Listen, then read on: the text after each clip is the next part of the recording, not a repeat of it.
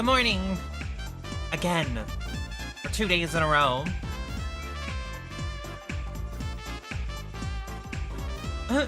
Hi! You are the first one. Welcome. Good afternoon. Good morning. Good evening. Need more memory. You've been here before. You're a 1-month subscriber. Your name is unfamiliar. But hello. Why'd my chat not work? Wait, did you show up in my chat?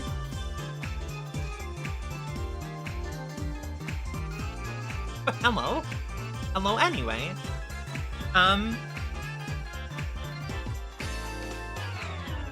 This is day 2 of our end of the month special. End of the month, end of the year. Hi, YouTube. Reincarnation cycle. Ooh.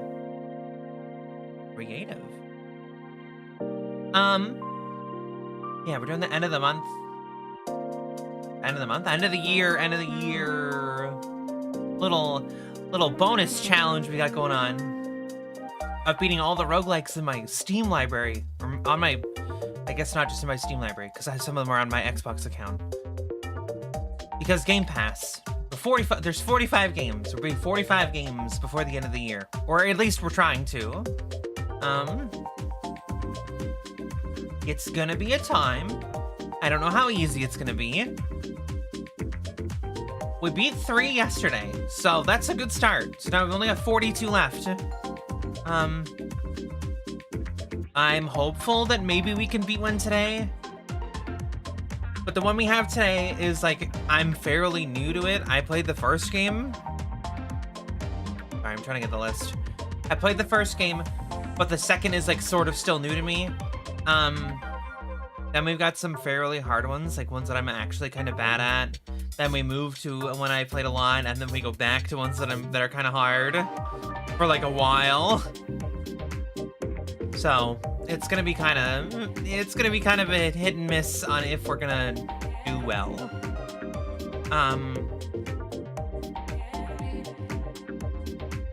And I don't really have that much to yap about this morning, but it's early afternoon. I thought I had something, and then I guess my brain decided to get rid of it.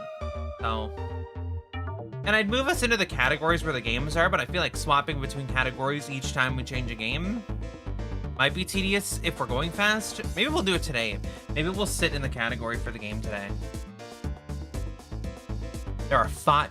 We can be the biggest people in there if we just get enough people. Because the game for today is Rogue Legacy 2. Which I have played for, opens Steam account, goes to roguelikes. 2.5 hours. I played the game for an entire 2.5 hours.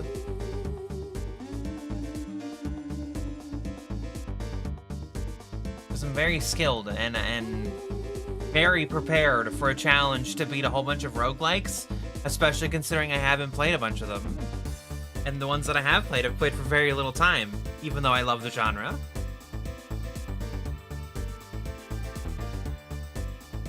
And there are some, like, super famous ones on this list that I have, like, never touched. So, be ready for some shitty gaming coming up. That's okay. Hope the shoveling the snow wasn't too bad.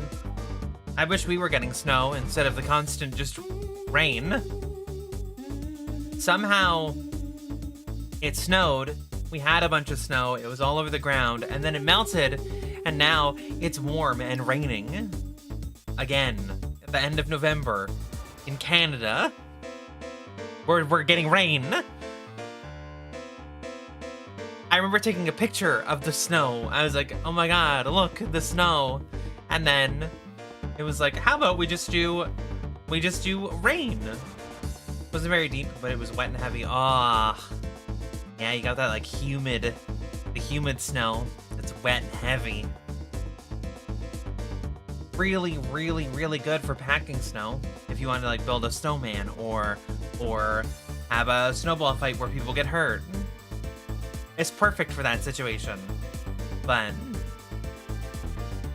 But yeah, it's not the most fun snow to shovel. And like a bunch of like the snow blowers, like power shovels and snow blowers and stuff are like, I can't handle that. That's too heavy. I'm so weak. And you're like, why did I buy you? Piece of shit. Now I gotta shovel for real. I gotta go out there and use the shovel with my little bladed edge on it so I can get through the ice.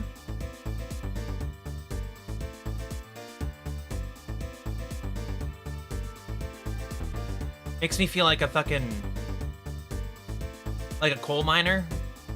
You go out there to shovel the snow and you're like, gotta break all the ice. And you're like, nah. And then if they plow the road and they make that mound at the end of your driveway, then you gotta get into all that. And if it's left for more than like 3 seconds, it like hardens into this like rock at the end of your driveway. You're like, all right, let's do it. Get the pickaxe out and fucking destroy that shit.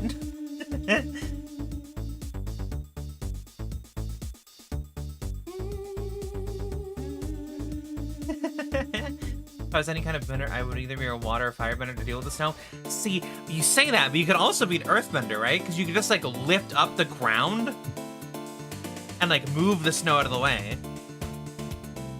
The people who would just suck at it would be the airbenders, because it's probably like too heavy to like just blow it out of the way. Or just bury that shit in the ground. Yeah, just get all that moisture and shit under the ground. Raise your driveway up about like 3 to 5 inches of just snow underneath, and then it'll just compress over time.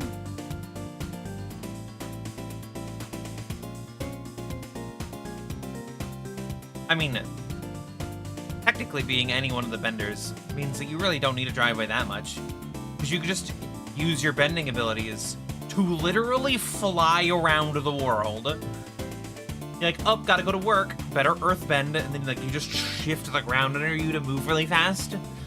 Or like firebender, you just like use the fire and literally just fly away. If anything, with airbending, you can just make like the air scooter and just like zoom around. And then waterbender is like, I mean, you just make like a wave underneath you and like surf to work. You're like, oh, gotta go city over, surfs. Or you can just try to live anywhere where there's water and you can just use like the, you know, the water around you. Like I live near Lake Ontario. I could just go into Lake Ontario and be like, wah.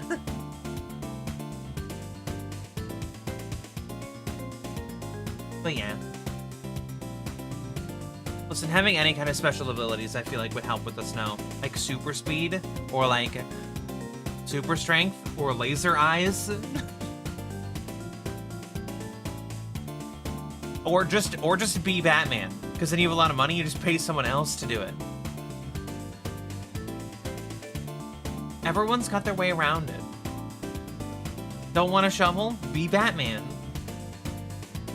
Want to shovel fast? Be the Flash. Want to never deal with that being on your property? Be Zuko and just burn it away. Be like Fat Gum and just eat the shit off the ground. And Fat Gum eats calories so he can gain weight. So he can take concussive force so he can use the caloric value to punch really strong. I don't think the firebenders are normally able to fly without Sussan's comment, because most people don't. That's Cora's weird bending shit. Water weight is not enough for Fat Gum. Also, we gotta trust all the media now. We gotta trust you. We can't just write stuff out of the canon. It's not fair to the bending laws. It's not fair. So now Cora is canon, so everything has to be true. It's like how recently, no, not recently. This was actually a little while ago. They said everything in Dragon Ball is canon. Everything and all of Dragon Ball ever is canon. All of it. So that means GT is canon and really does happen in the story. And we know that the Beerus saga happens before Pan is born, which means that Goku can turn into Super Saiyan God, Super Saiyan, Super Mega Saiyan, Ultra Instinct, Super mega white hair with the glowing and the sounding like a monster. He can do that when Omega Shenron comes, but he chooses not to, so the whole world can get destroyed.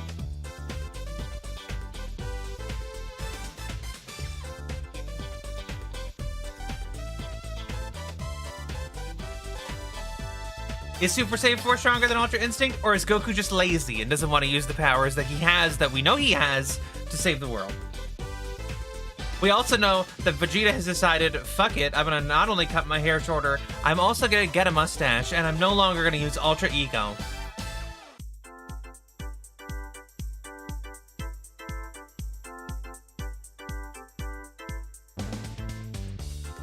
Well, Korra also made Lightning basically nothing more than a taser when Avatar Last Airbender portrayed it as instant death if you didn't redirect it. Yeah. Yeah, lightning bending just sucks now. And metal bending is done by everyone. Ever. Hi!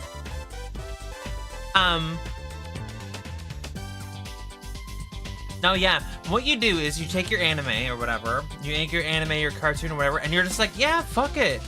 Anything is canon. It's like Nier, where everything about Nier is canon. The creator said that everything that Nier is in is canon. So 2B,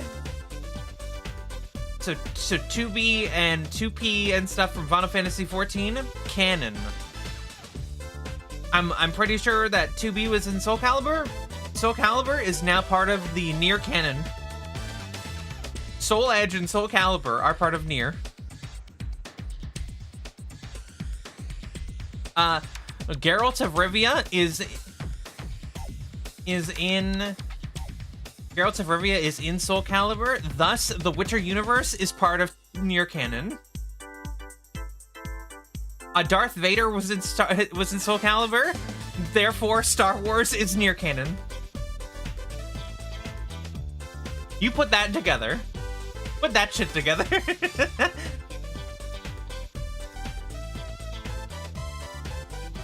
Legend of Zelda. Link was in the GameCube version.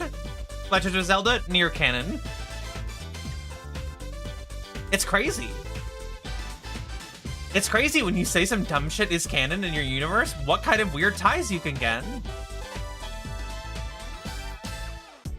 If we want to do loose ties, Geralt of Rivia was in Monster Hunter and in Soul Calibur with 2B. Thus, Monster Hunter is Nier canon. Also, I think that Monster Hunter had a Nier crossover anyway. So, canon. Which means that Devil May Cry is also canon. Which means that Metroid is also Nier canon. And Mega Man. It's crazy how many things are just canonical to the Nier universe.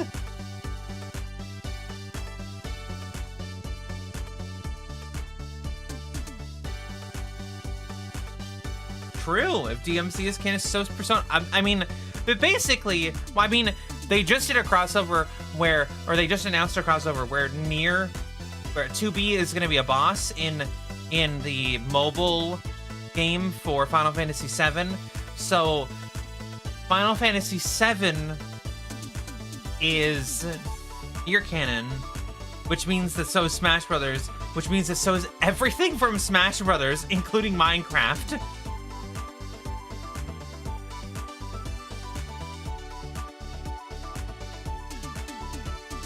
And if the characters in Smash are Nier canon, that means that also Fortnite is part of Nier canon because some of the characters in Smash Bros are in Fortnite. So Fortnite is Nier canon, which means that like Family Guy, fucking The Simpsons, so real life is also part of the canon because there are real life people in Fortnite. Yeah, it is crazy.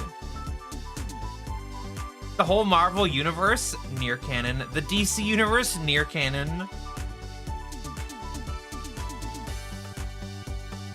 Like everything, basically just everything, everywhere, all the time is part of the Nier canon. So trying to understand the whole universe would be very hard because of the fact that they decided that everything ever always would be Nier canon.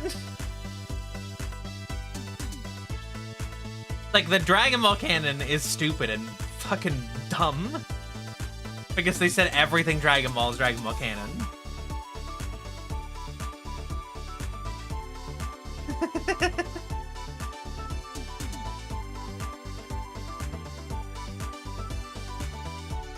Which means that everything in Drakengard is canon. Everything in Drakengard is canon to Nier. That's for real. That's the original series.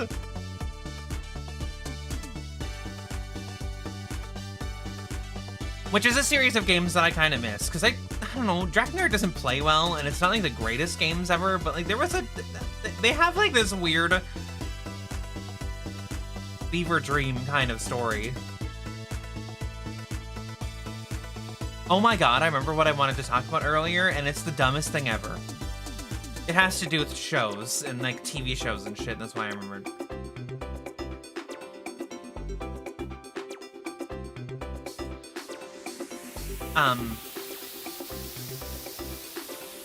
How have you guys watched Game of Thrones? I know the show's like old at this point, right? And it's fucking we're like way past the game. They've made another entire show since then, but I heard recently that they're making another new show, and apparently it's going to fix the problems of season 8 of Game of Thrones. And when I heard it, I was like, I don't think that that's possible unless you just redo season 8.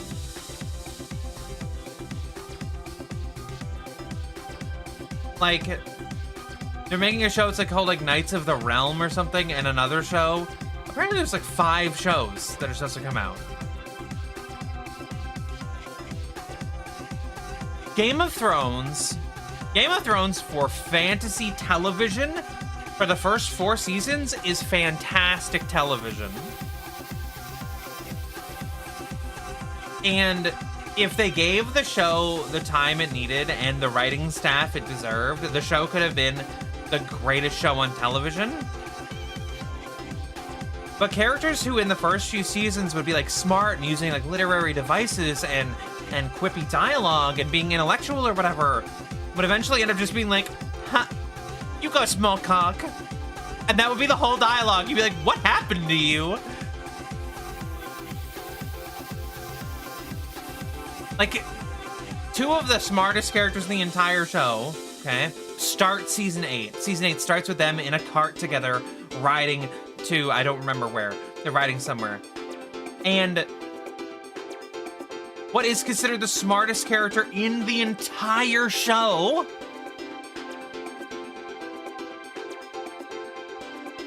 makes a joke that he has balls and the other one doesn't. Because the other guy's a eunuch. And it was like, are you fucking kidding me? This is the quality of jokes we're doing? This is what we're doing right now.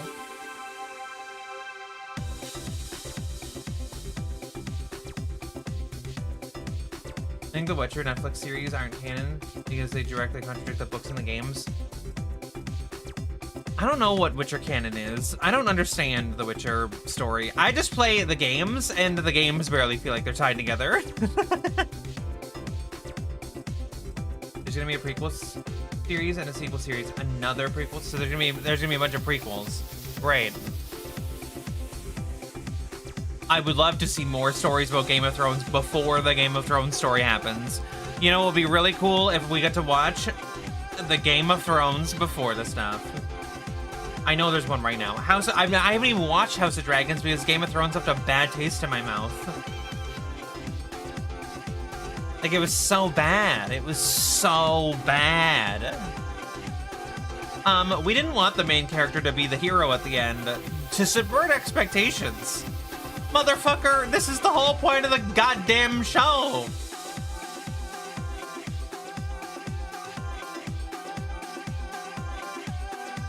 The whole fucking goddamn point of the whole goddamn show.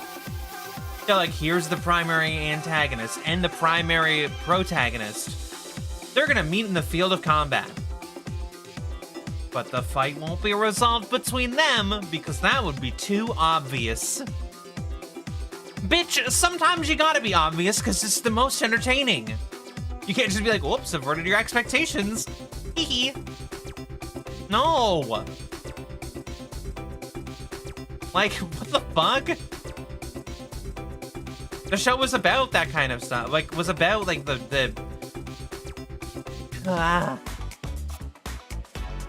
And then, in the early seasons, the characters would get into bad situations, and then guess what? They would die. In the later seasons, characters get into situations where it's like, oh, that person's fucking dead. And then they would survive. There is a specific scene in the last season that, spoiler alert, like mega spoiler alert, the army of the dead comes and they have to fight them, okay?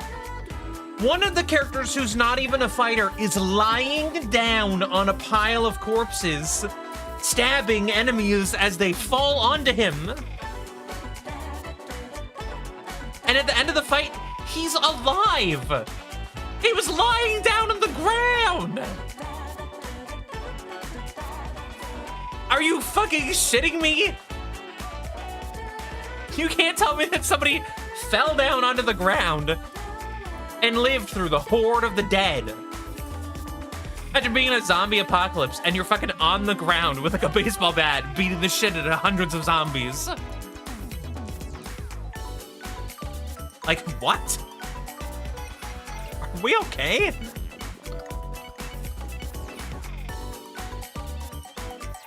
There's too many instances in like the final few seasons where characters are in situations where they should absolutely die. His flesh wasn't the most nutritious. Bruh, he had the most nutrients in his body. He was the fat guy in the show. They could have been eating him for full minutes. Also, we don't entirely know if the Army of the Dead actually eats people. We just know that they killed them. They're not like zombies, they're like skeleton monsters. I don't know, it just... Game of Thrones ended up being, like, I don't know what it is about TV. I don't know what it is about putting shows onto a television. But, like, they get to a point and then they're just awful. You know? Avatar: The Last Airbender, fantastic. Fucking great. Legend of Korra, fucking terrible. Game of Thrones season 1 to 4, great. 5 to 8, terrible.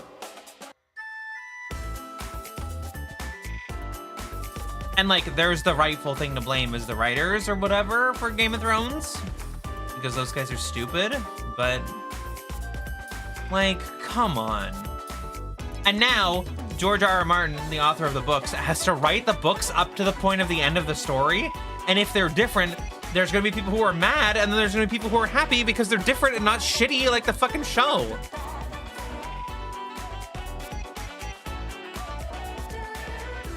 I think most modern writers only pass college due to being graded on a curve and would have failed if they had actual teachers. I mean, I don't think that it's the writer's faults. Like, I think it's the writer's fault that Game of Thrones was bad. But I think that writers can write a good story. I think that it's a mixture of corporate and self-greed.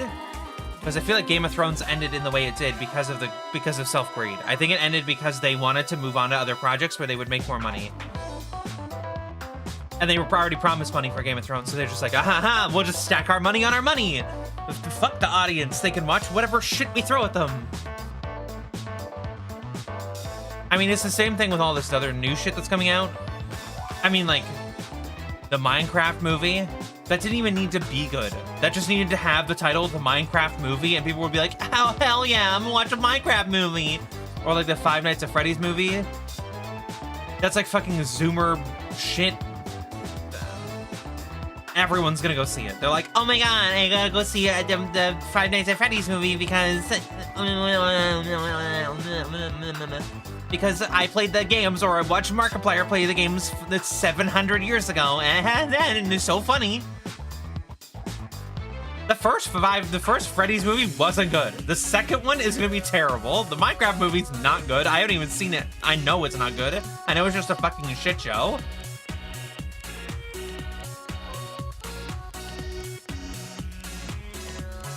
You heard that the Witcher writing staff thought they knew better than the actual author of the... Okay, but that's not fair, because the actual author of the Witcher books is apparently an asshole. From what I've heard, apparently that guy is a dick. Also hates the games, thinks that they're shit. Like, not even for the gameplay, just for the story they've written.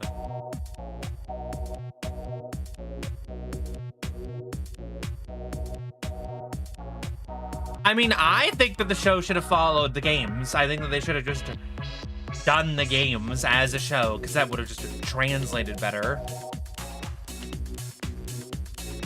But me personally, and this may be a hot take, I don't think that video game movies, like video games, I don't think translate into live action very well in general, right?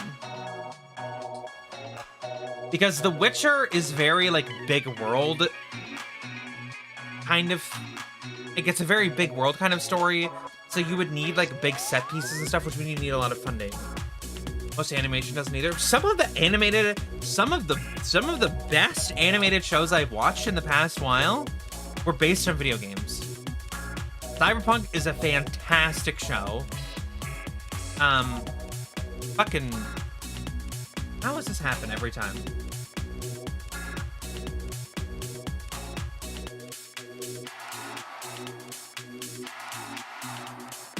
Oh, I'm saying animation IRL. Yeah, well, I mean, animation IRL doesn't work. I mean, like... Look at what would happen if they made the Mario movie live action. Who would you cast as Mario? Gonna get Chris Pratt as fucking Mario in a real-life movie?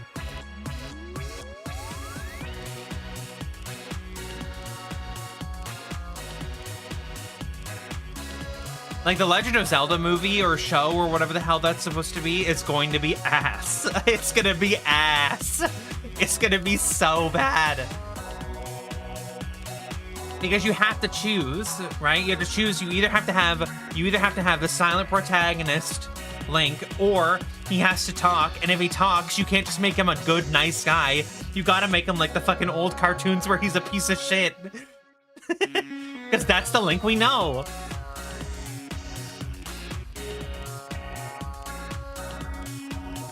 The Last of Us show was supposedly good for season 1 and suffered. The only time I've heard that a video game live action show was good, the word good being used, was Fallout.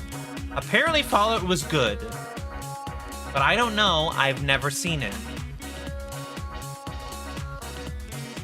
I have hopes that maybe it was good. The last Airbender movie made Korra look good by comparison. I don't know. Ong. Was it Ong? Did she call him Ong? The whole movie? Ong. Ong. Fallout is very Fallout. I mean, that's good. Fallout being very Fallout is good.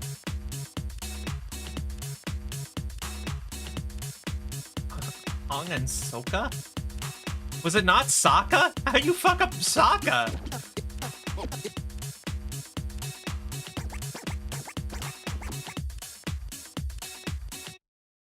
I don't know. There's a place for those kind of shitty movies. It's like when you have that feeling where you're like, we need to watch something that's completely horrendously awful. You're like, what about this movie?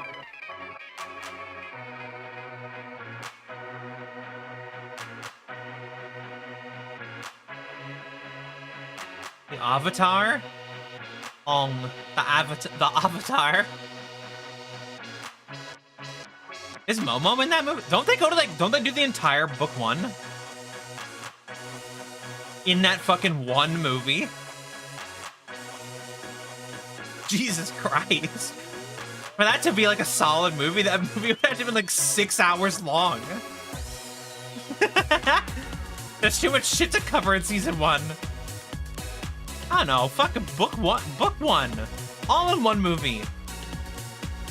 Aang will not only be resurrected, you will meet the main villain, you will travel all the way across the world to the Southern Water Tribe, visiting places on the way, you will fully master waterbending, and you will defeat the Fire Lord, the Fire Nation's invasion of the Southern Water Temple. Fuck it. All in one movie.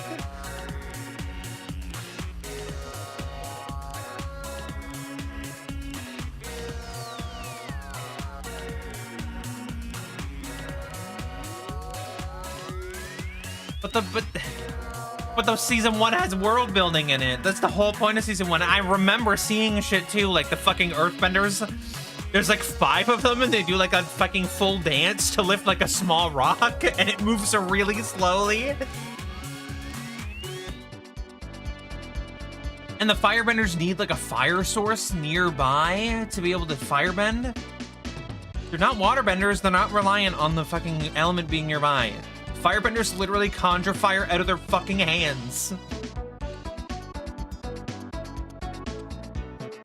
Like, you can't just be like, well, now they need to have a torch. Like, it was convenient for Katara, because she would just have like a little water pouch. She would just be like, blah, water. But could you imagine if Zuko for the entire show had to carry around a fucking torch? For the entire show.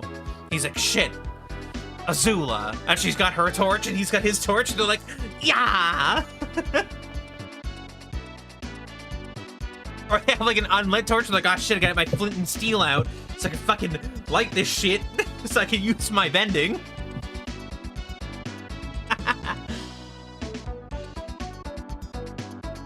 No, I can't use my bending. There's not fire around.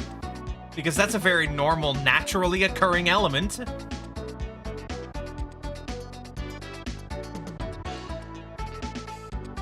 They tested him in the movies to see if he could bend all 4 elements. Fucking Aang knew he couldn't. He had the aptitude to do it, he just couldn't do it because he sucked. Because they knew he was the Avatar and they kept him in the air temple for his whole life. Even though he kept been mastering the elements.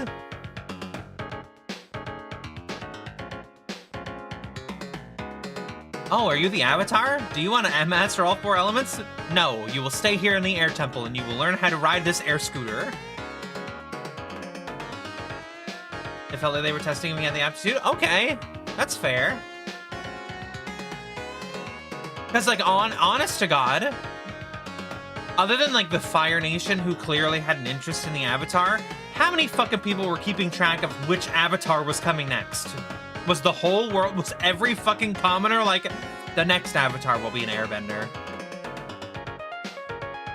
And when they heard that the airbenders were, like, extinct or whatever, or, like, fucking genocided by the fucking, when they found out that the Air Nation was genocided by the Fire Nation, did they not just...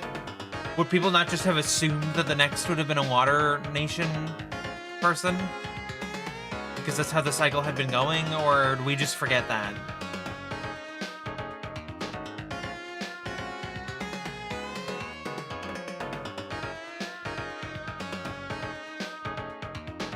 Because, like, honestly, I know that the Fire Nation's kind of at a disadvantage fighting into the Water Nation, like the Water Tribes, but, like, once they genocided the Air Nation, couldn't they just have genocided the Water Nation? And then if the Earth Nation gets the fucking Avatar, where are they gonna learn airbending and waterbending from? Jesus? Like, everyone else is dead. And the Fire Nation's not gonna teach them firebending, so it's like, well... Now it's just Earthbenders versus Firebenders. Sucks to be you. Oh, yeah, Korra did already know all 3. That's because Korra's dumb. When the start of the show happened, she was a little fat, fucking stupid baby, and she fucking shot through the wall, and she was like, nah, I'm the Avatar. Blah, blah, blah. I immediately, at that point, I was like, I'm gonna give this show a chance, but I'm already mad.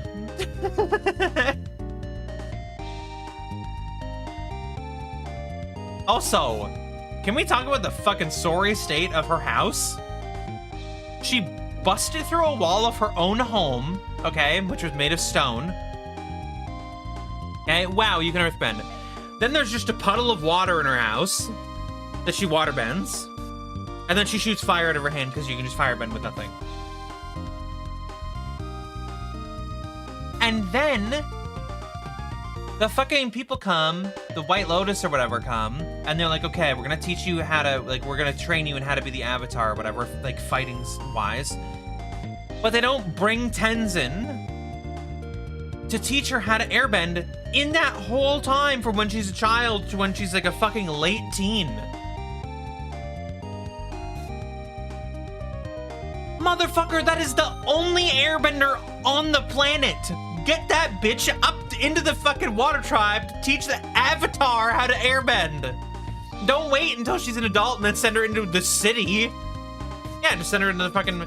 She's lived in this water tribe where people live in fucking huts and shit for her whole life. Send her into that really modern city with cars and shit so she can learn from a boring-ass monk how to airbend. She is a teenage girl. She's not gonna be interested in fucking hanging out with some old guy.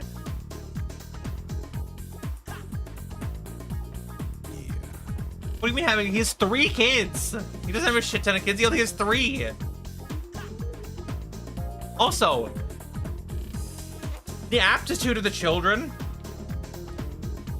Aang and Katara have 3 children. There's 4 kids. There's Jinora, the other girl, and the shitty kid who farts all the time. Oh, they have the baby. I forgot about the baby. Yeah, she's pregnant season. I think she gives birth in like a scene. Can we talk about the fact that you have Katara, okay, and the Avatar, who is an airbender, okay, Katara, and the Avatar have kids. They have 3 kids. One of them is a waterbender. One of them is just a normal fucking guy somehow, and the other one's an airbender. And Aang goes, that's good for repopulating the entire Air Nation.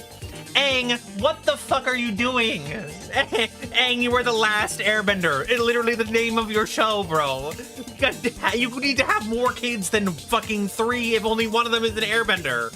You need more airbender children so the airbenders can regrow as a nation. No, I'm saying that Aang needed more kids. He's trying to rebuild an entire nation of specific special benders. He can't just have 3 kids where one of them is an airbender. I get that Boomy becomes one later. Katara said no. Katara, you are responsible for the entirety of the Air Nation now because you decided that Aang wanted to be your husband. You decided on Aang. And he needs to rebuild an entire nation. He passed that duty to Tenzin. Yeah, well, Tenzin's fucking getting on it, okay? Tenzin has 4 kids. He might be old as fuck, but Tenzin has 4 kids. And guess what? Every single one of them is an airbender.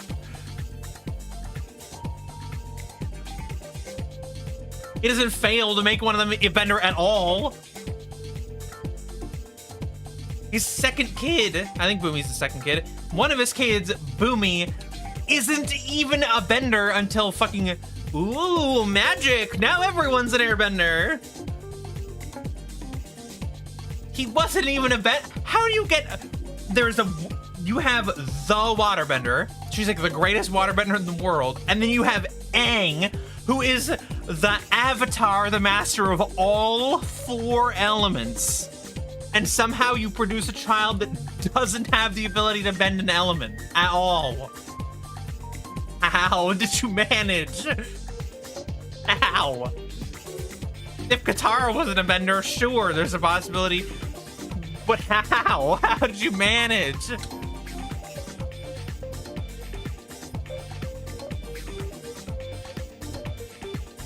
It's like if two gingers had a kid and their kid was black. It's like, how did you do this? How did you manage that?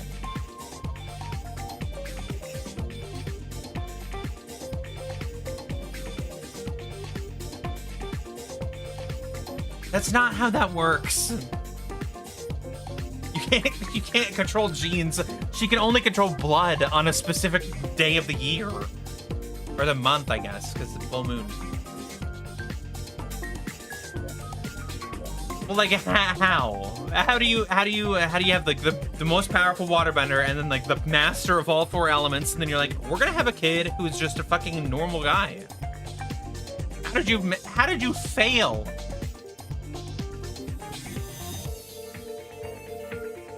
Hey, but you can't control the fucking specific genes.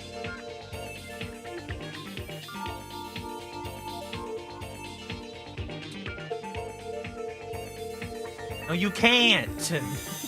You can barely control water.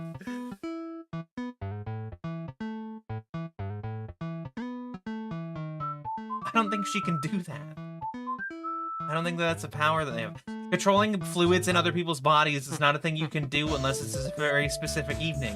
Which I guess if they had children on that very specific evening, she could do some weird things with bloodbending.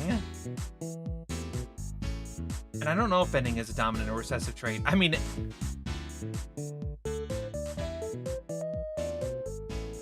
I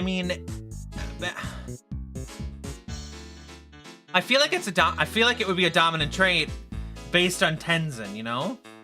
Because of the fact that he's an airbender and his wife is just a normal girl. Right? His wife is just like a normal woman and he's an airbender, but all of their children are benders, which would make me feel like it's a dominant trait.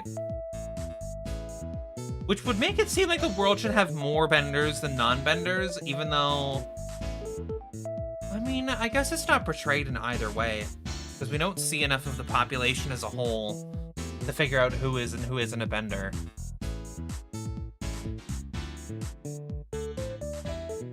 You know?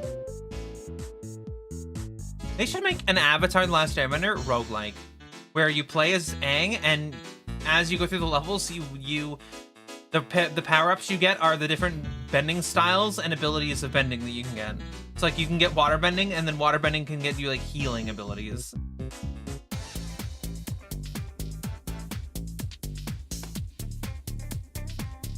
Also, unless it's required for the story, it's always a full moon. Be sleeping on the job. I mean, yes. Avatar The Last Airbender Monster Rancher until you make the avatar? What the fuck? I wonder what monster you would get if you put in like a CD that had like the theme song for Avatar on it. And by the theme song, I mean the thing where she's like, Earth, Fire, Water, Air.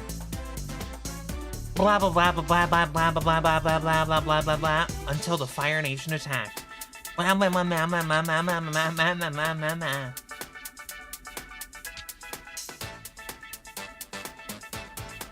want to know what monster you get out of that. Unless that's too like a boomer knowledge, nobody understands what I'm saying. The first Monster Rancher was on the PlayStation 1, and you could put the game in, and then at a certain point when you're making your monster, it would be like, put it in a disc! And you could put in like a music disc, and it would make a monster out of it. I've a preset of like, I have no idea how many monsters. But you get a monster from it.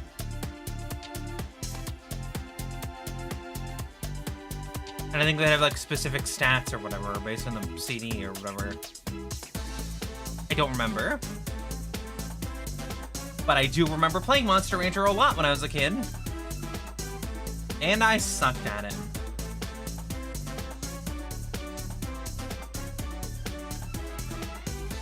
But this was, I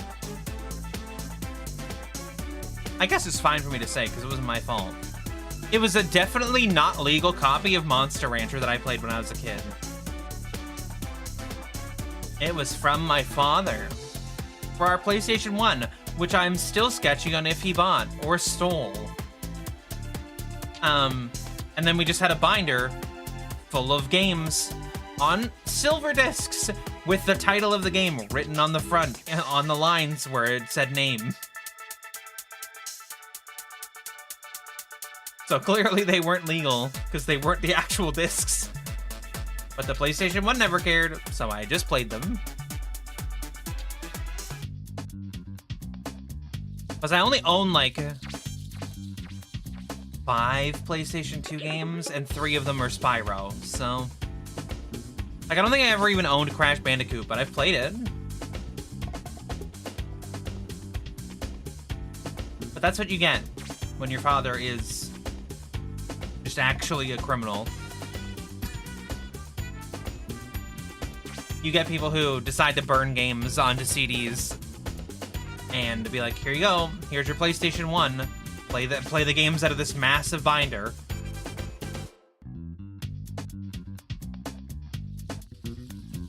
There were a lot of, and there was a game in there that should not have been in there when we got the Xbox. We got an original Xbox, and in that binder, there were more pirated games for the Xbox, and one of them was that Playboy Playhouse game, which should not have been in there, and I never played it once.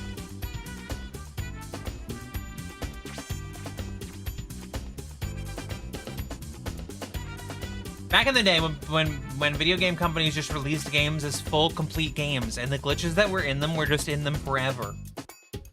There's no re-releasing, there's no fucking patching, there's no nothing. You get Spyro 1, if there's a glitch in it, sucks to be you, there's a glitch in it. Sonic the Hedgehog 2, you might like it as the most amazing game ever. Have you heard of vertical scrolling, where the game freaks out and you zip to the end of the map in like 3 seconds?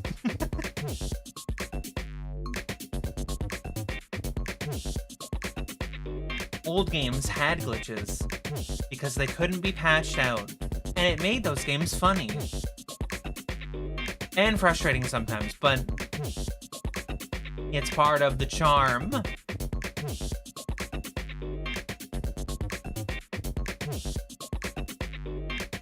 I missed my PlayStation 1 enough from when I was a kid to now as an adult that I actually own another one. I bought a new one.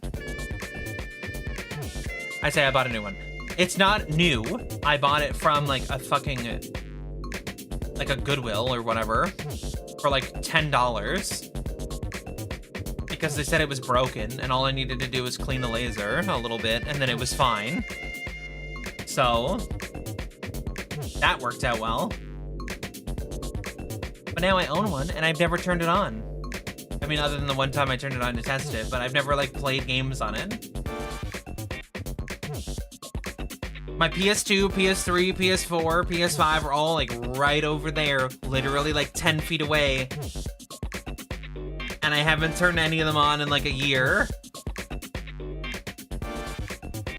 My 2 PS2s are like 2 feet away, stacked on top of each other. And I would love to do something with them, but I have nothing to do with them, so... Because playing the games on the old consoles on a new TV looks like garbage, so... Unfortunately, I don't do that. But I do collect the games. I have a lot of stuff that I don't really... I have a lot of stuff that I own that I don't really use. I have like a 68-inch TV right there that I have not plugged in a year.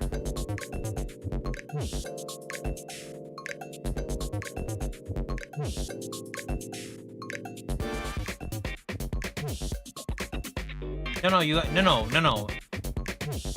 You're paying to play the game in an unfinished state. You're not bug testing. You're just sending reports of everything that goes wrong to the company so they can fix it before the full release. It's not quality control.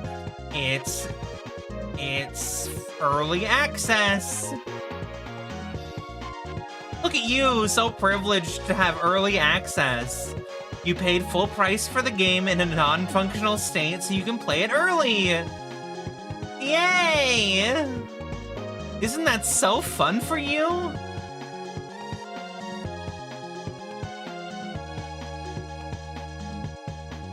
Or we go the other way. Or we go the other way and they're like, hey, we're making this game and it's gonna be this massive grand strategy with a million different things to do eventually. But you could buy it right now for $80. Oh, I can? That's awesome. Buys the game for $80, has like minimal features, and then they're like, what if we release a new DLC that's $40 every few months or years? And they add major features that should have been in the regular release. Well, welcome to Paradox Interactive and Crusader Kings and Hoi and Europa Universalis and Victoria, whatever the fuck it's called. Would you like to pay $500 for DLC for a game you've owned for 7 years? Stellaris, yeah. Looks to follow 76 and Cyberpunk releasing in completely unfinished states. Exactly.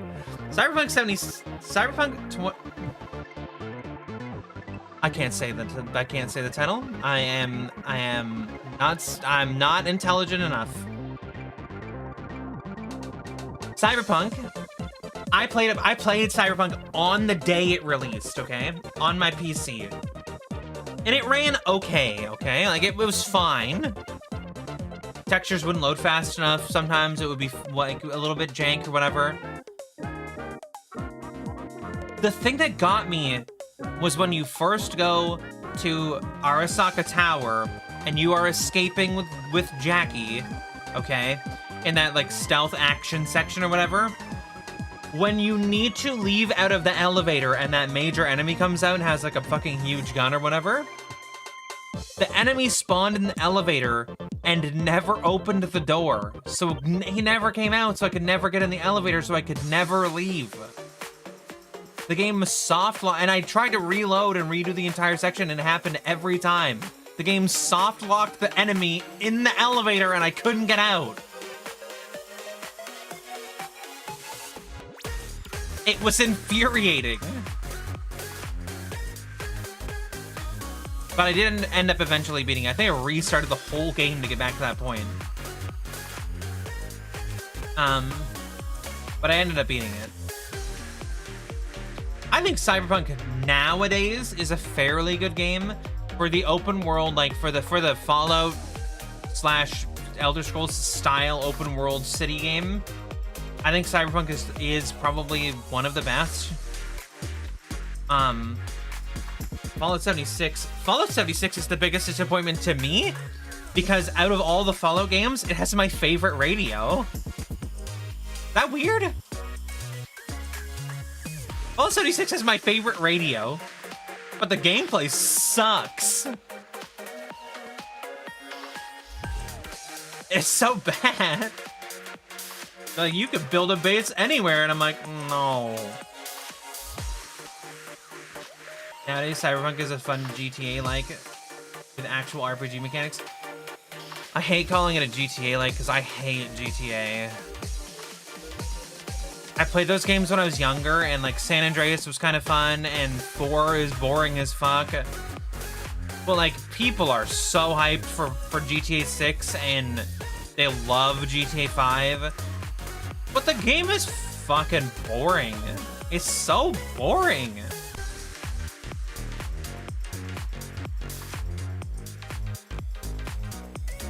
Like, when I look back on, like, actually playing GTA, the fucking gameplay sucks. And they get away with shit that, like, other games would never get away with. Like, sluggish, shitty controls. Getting your character to jump in GTA feels so bad. It's so ass. The best thing about GTA is that the cars control nice. Like, the shooting is even bad in GTA. We got bad shooting, we got good driving, we got bad character control. And people were like, this is the greatest game ever, I'll play it for my whole life, and I'll pay $7 million for GTA 6 even, no matter the quality. Bro, the game's gonna be ass.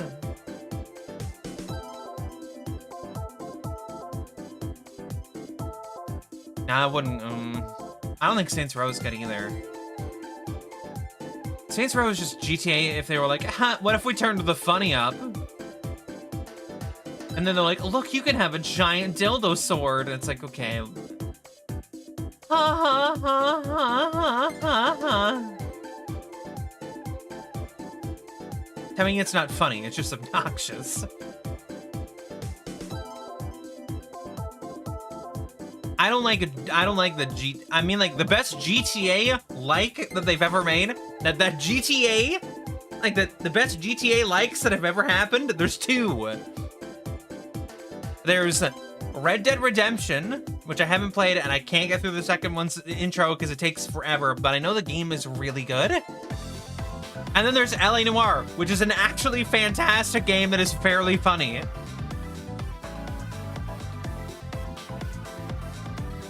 Like, I just make the games good. If we just make the games good.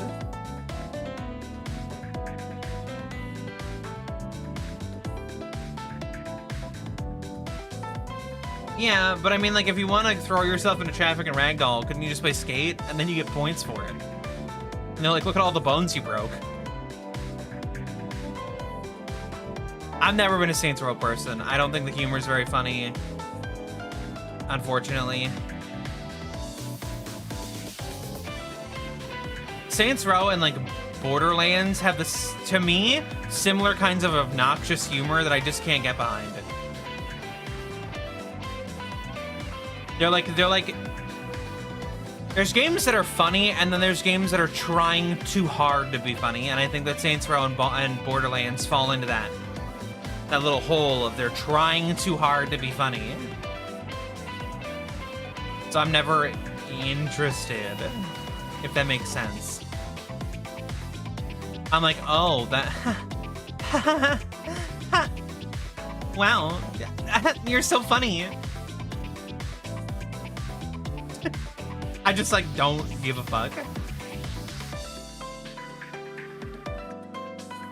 But yeah, I mean, like, I mean, it's why I'm in the genres of games that I do like, right? Like, I like Metroidvanias, I like roguelikes.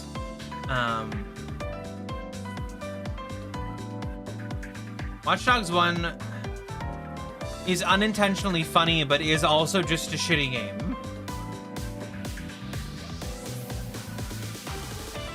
Like, the driving in GTA and in Saints Row and stuff is good.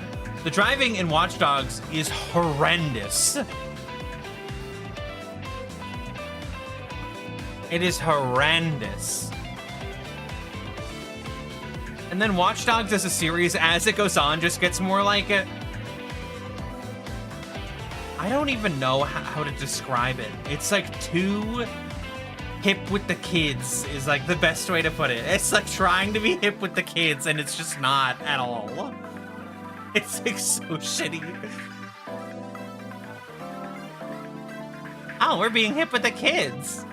Except not at all, because this is that. Let me use my drone to hack these people. Oh, Marcus, you dumbass.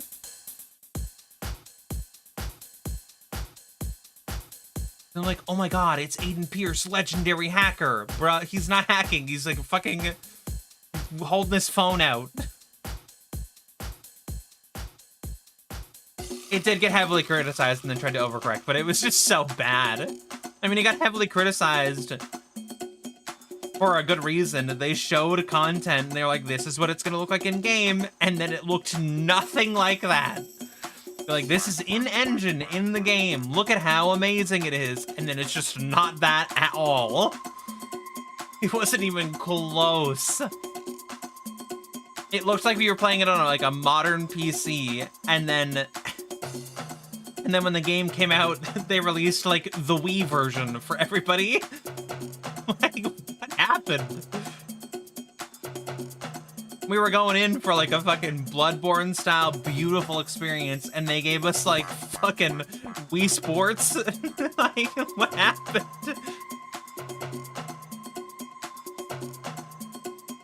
Here's this game, it's gonna be gorgeous, you'll be able to hack things and look at the reflections in the rain, and it's gonna be so cool, and this is all in-engine. And we're like, oh my god, it's so beautiful. And then the game comes out and it's like, this is a dookie butthole. And it looks bad.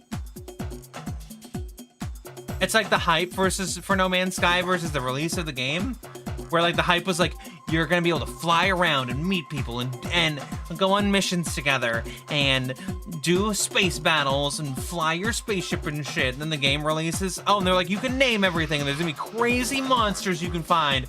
And the game releases and the monsters you find are just like amalgamations of pieces of shit that came together, so they look like weird spore creatures. And then naming them is a nightmare, and then you can't see people in the world when the game launches, and the whole game is about gathering resources so you can fly your ship, and then you just get the resources, get in your ship, fly to another planet to get resources to fly your ship, to go to another planet to fly. Like, it's just the same shit over and over. And there's not space combat, and flying your ship has no, like, there's no, like, skill expression in flying your ship because you just can't crash because there's, like, a protective barrier where you can't crash into shit. Like, if you were to fly too low, it just, like, stops you at a certain point. And then you gotta press the land button. Like, it just...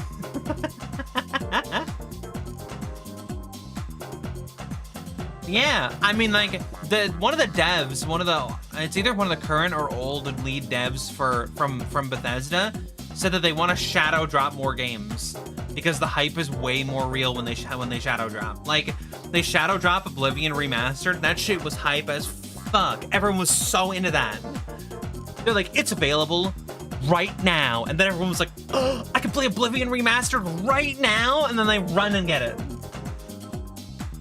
Instead of like Fable 3, where they're like, you can hold people's hands and interact with people in more intimate situations, and you have to rule the kingdom so that the end of the world doesn't come. And then like, you can hold people's hands, but they'll be like 30 feet behind you, and your hand will be like outstretched near them, and theirs will be outstretched near you, but you'll get desynced and run way, way, way away from each other. And then fucking... they're like, rule the kingdom. Fuck, you rule the kingdom for like 3 turns, and if you don't make all the evil decisions, the world fucking basically ends and everyone hates you for letting everyone die. And then if you let everyone live, then everyone hates you because the villains are fucking evil. Hi-Fi Rush was a shadow drop, yeah. Yeah, I mean, the team getting axed that's not a big surprise. That's just modern gaming, apparently. Is you make something fantastic and then you just get rid of the people who made it. Because it wasn't up to standard enough. It's not good enough. But then if you have a long-standing company and they make something that's kind of good but mostly ass, you just keep them on. Like, you're like, ooh, Black Ops 7, ooh, that game's ass. We better keep everyone on so we can keep making stuff for Warzone. No, we gotta keep making guns for Warzone. What are you talking about? We gotta keep making skins. Somebody render out Nicki Minaj's ass nicer. Now. Get a new Nicki Minaj skin on that store. Today.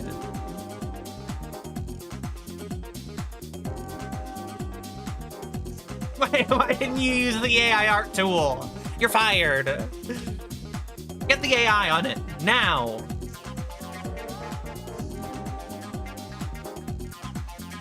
What, we're making a brand new game? Fucking AI the whole thing. Get the AI to write the code for the whole game.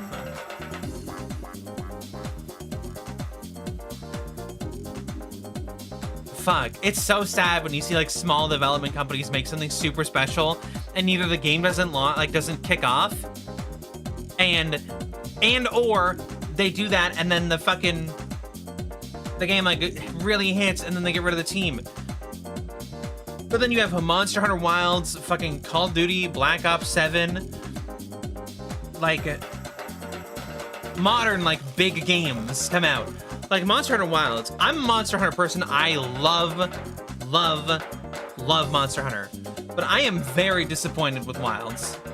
I think the game is fine, and I like to play it with friends and stuff, but I'm super disappointed. Because it's just not good. It's just not as good as the old games, and I get it. They're like, we don't want to put the Elder Dragons in because then the other monsters get overshadowed or whatever. Bitch, shut the fuck up. One of my favorite monsters in Monster Hunter is Gormagala, and you put it in the game, I was so excited to fight it. But the end game doesn't feel like an end game. I feel like I just finished the story and then the game is over. There's no grind to continue playing. There's no thing to go get. Like, I'm done now. I'm just done. Whereas in World, I could hunt the elders. I could keep going after them. You would release stuff on a more regular basis with better monsters and more monsters to hunt and this and that. And this one, it's like, we released Mizutsune and Lagiacrus, and it's like, and Seregios, and it's like, I'm like, that's cool. But where are the big threat monsters? Where are the bigger threats? And I get Gogmazios is coming, and I am excited for that, but what happened? How did you fuck up the hype for this game? How did you fuck up the gameplay and the hype for Monster Hunter Wilds? Where's Rathian? She wasn't in the story at all. And Rathian in World is in like the 3rd quest. They have a quest called the worst type of quest, and it is an escort mission that nobody likes, and the Rathian shows up and they go, jumping jaggies, it's a Rathian. And it's like a fucking, that's like a great Monster Hunter moment. Whereas in this one, they had the fucking stupid kid who's like, I don't want to kill Arkfeld because it's so sad or whatever. No, fuck that thing. It's a piece of shit that needs to die. What do you mean I don't want to kill it? No, bitch, kill the monster. It's causing problems. Get rid of it. And the Guardian monsters, I understand, right? Like, I get the idea. But what if I want the normal monsters too? You know? Like, why do we have... I'm pretty sure Wilds has Guardian Anjanath, but we don't have real Anjanath. Where's real Anjanath? Where's the real one? I want the real Anjanath.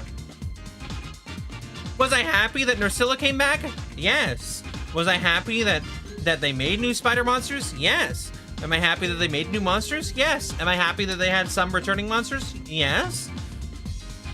Do I think that fucking Odogaron and Anjanath should be real monsters, including their fucking stupid Guardian forms? Yes. Do I think that the only Rathalos that you fight in the entire story should be a Guardian monster? Fuck no. Are you kidding me? In Monster Hunter World, we get Diablos and we get Rathalos because one is the Guardian of the Skies and the other is the Guardian of the Earth, or the King of the Earth, or whatever. Where did Diablos go? If you don't want to do Diablos, why don't you do Monoblos? Why don't you do any of the other monsters like that? Why are there so many monsters in Wilds that are considered pushover monsters and none of the cool ones? So Shagama is supposed to be a big threat. It's supposed to be basically the Anjanath of this game. And it is a pushover. You literally just beat its ass. Like, you got Fire Chicken. No one remembers that fight. You do it like one time because its gear is kind of shit. But the Fire Chicken, that's not a hard fight. Obviously the Frog isn't a hard fight because that's supposed to be the great Jagras of the game, which is fine that it's not hard. That's fine. But then Fire Chicken, Doshagama, easy. Can we just have, like... Oh, the fucking sand snake worm eel thing with the legs. It looks like a little tunneler beast thing. That fight's kind of easy too. I think that's supposed to be the equivalent of the Tobi Kadachi, which is a way harder fight than the sandworm thing. Like, and by the time you're at endgame, you're fighting Gormagala and Arkveld, which sure, they're quote hard fights, which they're not really, but it doesn't feel like a climactic moment, and they didn't build up Gormagala. Gormagala just shows up. Yeah, they're like, oh, frenzied monsters are showing up, and then Gormagala is there. But they don't, like, build it up. Gormagala is way more of a respected monster than that. Like, I'll get to your bug monsters in a second. There is stuff I want to say about bug monsters. But like, even the quest where you go after Gormagala, right? It is the quest, they're like, we're gonna do the big callback to Monster Hunter 4 Ultimate. You're gonna go after Gormagala, and you're gonna get the commander to come with you, and he's actually the ace hunter for Monster Hunter 4 Ultimate, and it's gonna be super cool as fuck. And then you do the mission, right? And in the mission, there is a frenzied Blanganga, the fucking stupid monkey. So you spend like the whole start of the mission hunting down a Gormagala, super tough monster, really strong, really cool, really powerful. And then when you kill it, the mission doesn't end because you still have to go fight the frenzied Blanganga, which is like, you had this big climactic moment and then it just like falls to the ground when you're like, yeah, you gotta fight this other stupid little thing too. Like, what? What are we doing? Imagine you're going to fight fucking, like, you go and you fight fucking Nergigante in World. You're like, let's go fight this fucking badass monster that's been built up for the whole game, which is separate because that one was actually built up and Gormagala wasn't. But like, you go to fight it or whatever, and then you fight it and you finally defeat Gormagala, or you finally defeat Nergigante, and you're like, holy shit, I fucking did it. I'm amazing. But then after you defeat it, they're like, well, then yeah, but now you gotta go fight that great Jagras. You're like, what the fuck? What kind of anticlimax is that? You gave me this big moment so that you could shit on it right after? And why do I gotta fight great Jagras? That thing's not a problem to anyone. It's not even doing anything. It'd be like going to fight like a Dodogama after fighting Nergigante. That bitch is just eating rocks. It didn't even look at me during this hunt. It just sat there eating rocks. Like, what are we doing? And the lack of bug monsters. If you want to do a callback, if you're trying to do callbacks to Monster Hunter 4 Ultimate, Nursilla is a great choice because you added the spider body for the new one. Right? So you add Nursilla to have it there with that. But you could have added the Celtis and the Celtis Queen, which are huge monsters from that game, because you fight the Celtis early and then you fight the Celtis Queen later and find out she can summon the regular Celtis, and you're like, oh shit, this is gonna be a dual fight where I gotta fight them both, and it's gonna be really hard. But like, I feel like what's gonna happen is like the game is gonna like progress, and stuff's gonna come out. We're gonna get like Monster Hunter Wilds, the Badlands, right, or whatever the hell they're gonna call it. And the monsters they're gonna add, they're gonna be like, let's add the Fatal Four, which they've already added one, so they have to. They'll be like, we'll add the Fatal Four, the rest of them. So they'll add Glavenus, and they'll add Astalos, and then they'll add Valstrax as like a big monster. Okay, sure, a lot of people like Valstrax and Astalos and Glavenus, and I like Glavenus. Okay, fine, sure. And then they'll add monsters, they'll add Tigrex, and they'll add Zinogre, and they'll do like, you know, the regular whatever. People want the Elder Dragons. People, like, in Wilds, you need to have the Elders return. Teostra, fucking, Kushala Daora, who I hate anyway, but he's gotta come back. Fucking add the other monsters, add Namiel from World. Add Nergigante. Like, add fucking Fatalis. And don't make it a raid boss. Don't do this raid boss shit. Just make it a monster.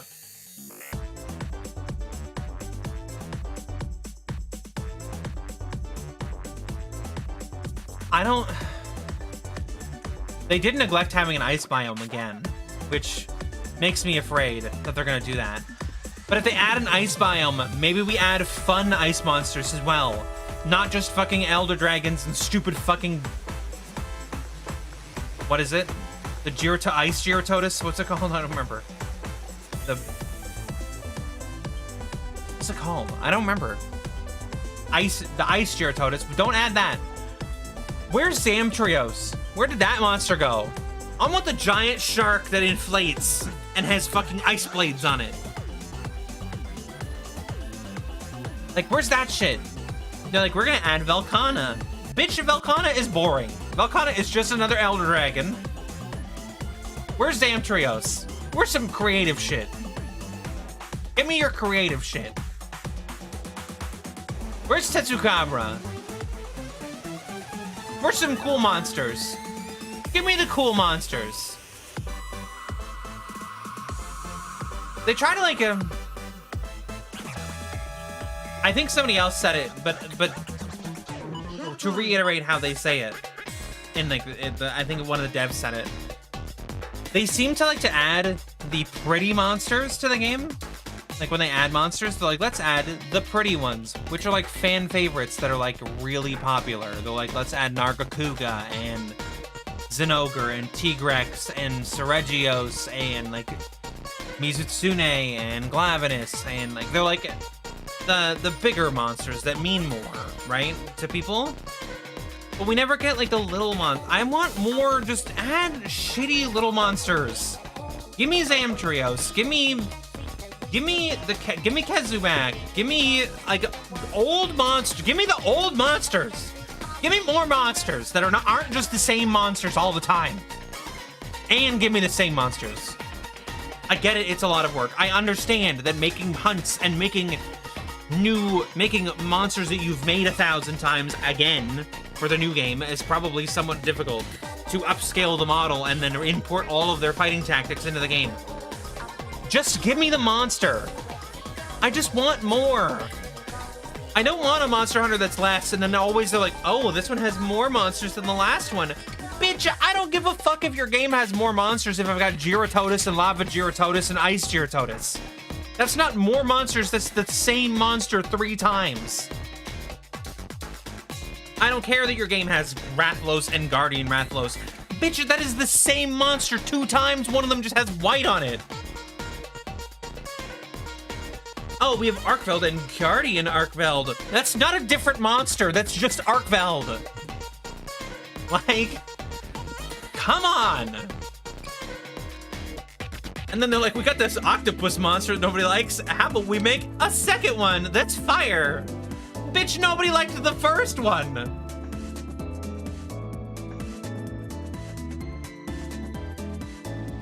I know why people want Mizutsune. It is a very pretty monster. It was first introduced in Generations Ultimate as a part of the Fatal 4. Yes, it's a great monster and it's very pretty. It makes very pretty weapons, very pretty armor. I wanted it to come back. But just give us more monsters. There's just so many more monsters that they can add that they just never add. Give me the Velociraptor monsters. Give me the Velociraptor monsters. Where's Velociprey and Gendrome and fucking the Great Jaggy and like, give me those. Give me the Great Jagras back. Like, give me Tobikadachi. All of it. Just give me it. Stop adding shit like fucking Gyrototus. Don't give me Plesioth. Don't give me Cephadrome. Nobody likes the Piscine Wyverns. Get them out. We don't need monsters with big special abilities. Mizutsune doesn't need to become the special alt version of it where it has the fucking boom blue Misty. That's it's supposed to be a subspecies, but apparently in Wilds it's just gonna be the regular monster.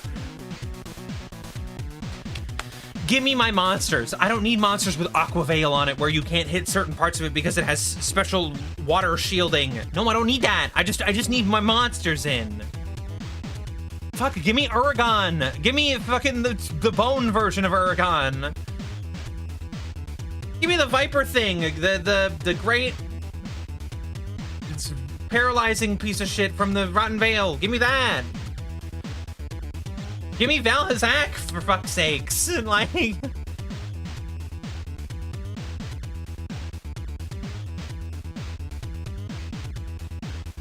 when they drop a monster, if they were like, we're releasing the next monster and it's gonna be Gogmazios, okay? And it's like this huge hype fucking Elder Dragon fight. It's gonna be so cool. And they shadow dropped like fucking 3 of the Raptor monsters in there. That would be the hypest fucking moment of my whole life for Monster Hunter. I would be so excited if they were like, and here's some of the raptor monsters, and I'll be like, fuck yeah. I'm hunting those raptor monsters until I have the full set of gear. Because that's the kind of shit I want to see in Monster. I want all of it.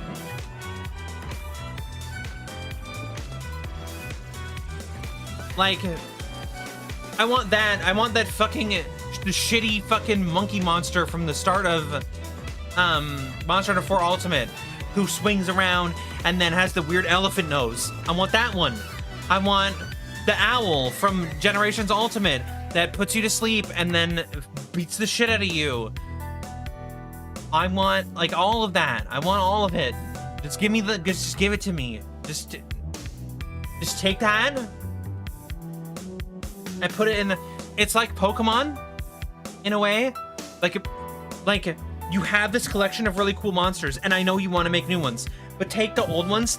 Take a bunch of the old ones too, and put them in. Just pick them up and throw them in there. Like, we don't know how to start the game. Here's a fucking frog thing that you fight. That's cool. But what if after you fight the frog thing, bam, Velociprey or Velocidrome, bam, right in there. It would fit, right? Because the frog thing isn't hard. The Velocidrome's kind of small, but it gets big enough that it's a big monster, and it'll beat the shit out of you. To just take it and throw it in there. Oh, we don't know how to do the weapon designs. Bitch, you did the weapon designs already. Just make them HD. They're right there in the old games. Just take that. Just take the idea of it, right? Look, and then you give it to a modeler and you go, hey, can you make this HD for me? And they're like, well, yeah, that's my job. And then they're like, here you go. It takes them 4 or 5 months to release one monster anyway. Just do it for the old monsters. Oh, but the team's not big enough. Bitch, get a bigger team! The game has been in a mostly negative state because the performance is ass. Just add monsters. I want more monsters in my Monster Hunter game. It's like when I play Pokemon and they're like, well, we have the 3D models for hundreds of other Pokemon, but we're not gonna put them in this game because they don't fit the theme. Bitch, it's Pokemon. They're all in the Pokemon world. If you have the models and the moves, take the monster, put it in the game. Oh, but it make the game really big. Bitch, I don't give a fuck. Take the monsters, put them in the game. And then when you can just trade them from old games into the new game anyway, motherfucker, just put it in the game. God damn it. Well, we have the resources that we could do it, but we're not going to. Why? Why not? Hey, catch your favorite Pokemon in the new Pokemon game. Except if it's not there because we didn't put it in. Fight your favorite monsters in Monster Hunter Wilds. Except your favorites won't be there because we're gonna have Rathalos and Rathian and then fucking 3 octopuses and guardian monsters. Ooh. And this weird ape that makes you explode. And we're gonna try to live off of the hype of Formagala, and we're gonna try to make a monster cool like Nargacu, like Nergigante, but it's gonna be chained like it's some sort of slave, except it's not a slave, it's a dragon that beats your ass. You know what was cool about Monster Hunter World? You run around in a mission, you do your low rank missions, and you're like, damn, this game is hard, but it's really fun. And then you get to high rank and you're doing the missions and the games are super fun and you're like, oh my god, these hunts are really cool. And then all of a sudden you're in the middle of a hunt doing something and then you hear the ba ba ba, and you're like, what the fuck was that? And then this giant fucking monster drops these weird pellets on the ground and then smashes its face into you and the enemy monster. Holy shit, it was cool as fuck. The Basil Geese is ridiculous, and it was amazing for high rank. Because it was like, ah, fuck, it's gonna be on the map, so now I gotta be careful. So out of nowhere, it could just show up and beat my ass. And you didn't have to hunt it for the entirety of the story, ever. But it was always there, as a challenge for you to fight it. But you didn't have to. So why don't we just actually fight the fucking, like, just add cool shit to the game? We could have added a Hungry Pickle. We could have added him to the game, and instead, we didn't. For what reason? Who the fuck knows? We could have added him, and it could have been really cool. They could have been like, here's the monster. What's he gonna do? If you're in a hunt in high rank, he's just gonna invade and beat you up. What a cool idea. But instead, when they finally get around to adding the elders, they're gonna be like, let's add Kushala Daora and Teostra and fucking, I don't remember the name. The Rajang. We're gonna add Rajang. Like, okay. Wow, how fun. The fucking gorilla Goku. The gorilla Goku, who's gonna beat my ass. And not even, like, in a way where I feel like I could win. He's just gonna shoot lasers and punch me, grab me, throw me in the ground. Or they'll be like, after Gogmazios, the second elder we're adding is Kirin. And you're like, I don't want to fight the unicorn. No one wants to fight the unicorn. It's not a fun fight. Nobody's like, oh my god, I've been waiting for Kirin to come back so I can fight the unicorn. The fight sucks. It's a tiny monster where its whole body is like way too durable, and you have to break the horn off so it stops shooting lightning everywhere.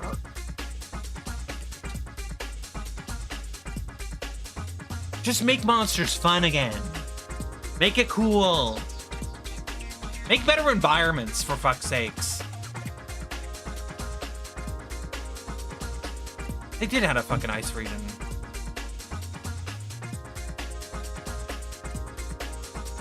I'm fine with variant monsters, okay? I'm fine with the variants, but I want more of the monsters in the game.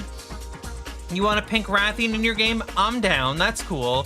You want the gold Rathian in the game? That's fine. You want the blue and the silver Rathlos? That's fine. But I want other monsters too. Variants are fine. Like, I don't mind them. And I didn't mind them in the old games because the old games, they would add the variants, but then also add in other fucking monsters. A variant monster was basically just the same fucking monster anyway with a different color palette and more health, so it was easy. Oh, what's the blue Rathian? It's gonna have, or blue Rathlos is gonna have the same armor, so we just take the same armor, make it blue. And the weapon will also just be blue. Crazy. Like, I just...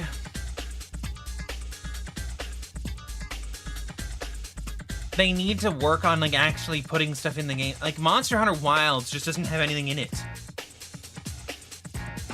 Rise had variety in its monster selection because Rise was made by, if you don't know this, so Monster Hunter works with two teams. They have the portable team and they have the mainline series team. And the mainline series team made World and they made Wilds. And the portable team made Generations Ultimate and they made Rise. And you can always tell which ones the portable team makes because they always have a weird, they have the regular game and then the weird mechanic attach, right? In Generations Ultimate, you had hunting styles, which gave you hunting arts, which were basically just super moves that would charge over time. And your hunting style would change how your weapon worked in small ways. You'd like lose an attack, or one attack would change into a different style of attack. Right? It was cool, whatever. Like aerial style in Generations Ultimate, if you rolled, you would like do like this forward like jump, and if you landed on a monster, it would launch you into the air. Very cool. And then Rise had the wire bug situation, the whole thing with the wire bugs, the moves, the movement, all of it. That's the new mechanic for Rise. You were very hyper mobile, you could do a bunch of stuff, it was very cool. Whereas World is very like traditional Monster Hunter, you don't have a lot of stuff you can do. The craziest thing that they added was the wrist gun. What the fuck is it called? I hated it, and they brought it back for Wilds, and it's not as bad. Rise at least had a variety of monster, or used add up to bow and she's charging monsters. I mean, or you use fucking adept, what is it? The adept style for the fucking longsword, and you just countered everything and fucking charged your sword up like crazy.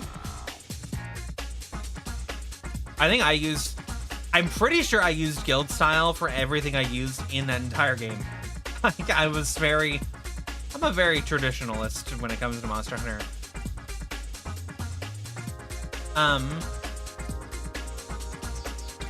But yeah, I mean, like, the portable team does a better job of having monster variety in their games, whereas the mainline team does like to have the mainstream monsters. They just kind of take the mainstream monsters and they go, nah, here's your monsters. Deal with it. It's like, okay, I guess I will. But, like, they don't shift it up enough. I don't know. Also, I wasn't gonna yap for a long time. I originally didn't have anything to yap about, and then I yapped for, it's been an hour and 40 minutes. And I gotta play games. We have to get through the games this month. I think we might continue yapping, but I gotta play a game. We gotta play a game. We gotta actually do the video. The video gaming. I'm gonna get us to play the game while we yap about Monster Hunter. I'm gonna yell about Monster Hunter for a while. No, that's fine. It is fine to be good at distracting me. I'm not controller. Me. I'm good at being distracted. Especially while I'm streaming.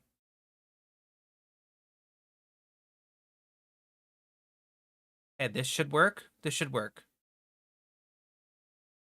But yeah, I mean, yeah, it did work. Okay, cool. This button, and then we will continue. Okay, but yeah, I mean, like, Monster Hunter just has, like, there's so much stuff it could have done better. It's Rogue Legacy 2, by the way. I played this game for like 2.5 hours. And I got a lot of shit I gotta do. We're gonna play this and talk about Monster Hunter. What money do I have? 54 bucks? Time to go. If you've never played this before, this game is very strange, and you get different legacy powers every time you go into the castle, and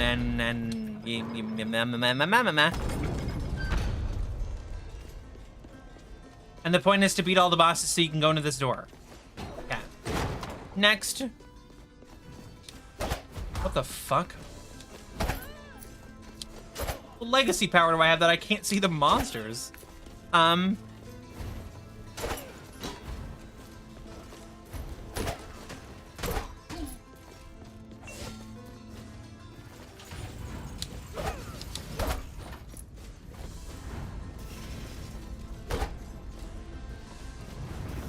Ow. No! No!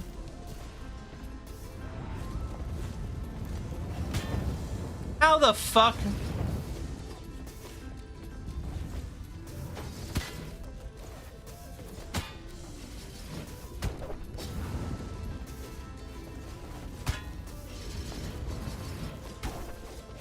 Fuck yeah. Get wrecked.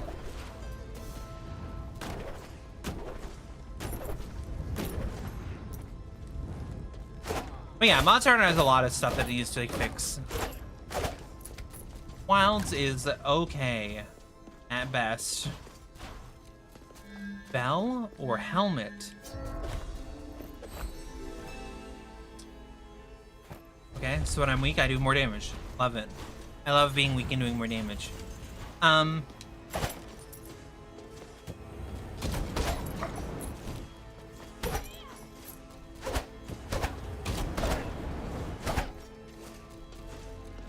Monster Hunter, Pokemon, all those games have so much work to make them, like, fantastic games. And part of it is, like, self-imposed problems that they've created for themselves.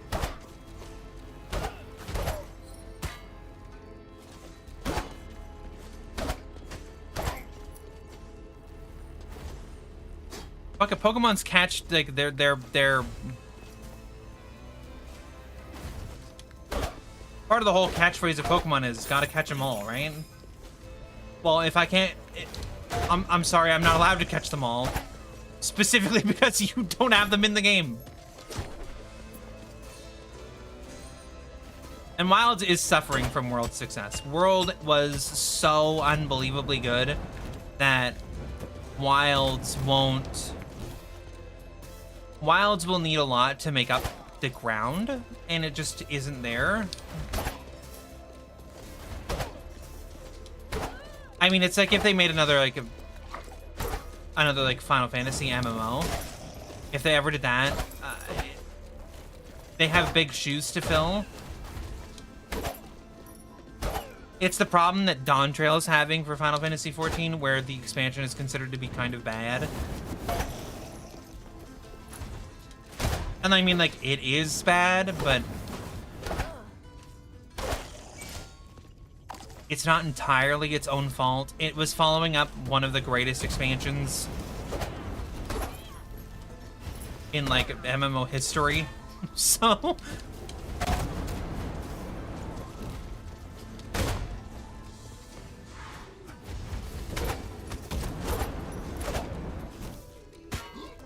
Are you shitting me?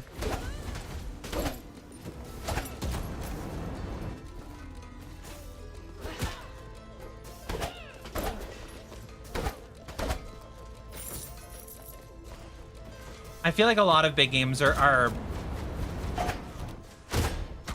becoming products of their company's successes. Like they're just... The company would make something fantastic and then they can't follow it up. And I get that that would be hard, but it's not impossible. Like, we've seen it. I don't think I want that.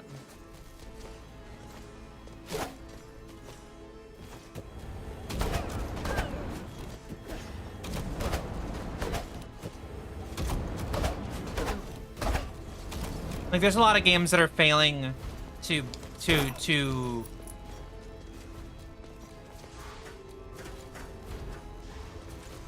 There's a lot of games that are failing to meet what people are expecting. Like, the failure of expectation is just very high.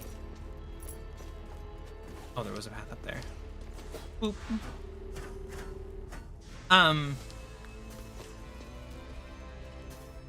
Glad For You was my entry point to the series because it didn't create unrealistic expectations for me. I mean, I didn't have... Yeah. I joined early, right? I was at the very start of the entire game. So I didn't have the expectation that, like, Monster Hunter was going to be, like, you know... Everything for me was new with every new game. And I didn't put the expectation on every single game to be so much more than they were. But...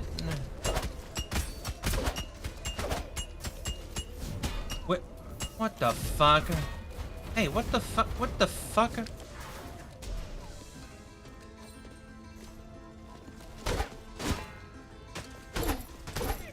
World kind of...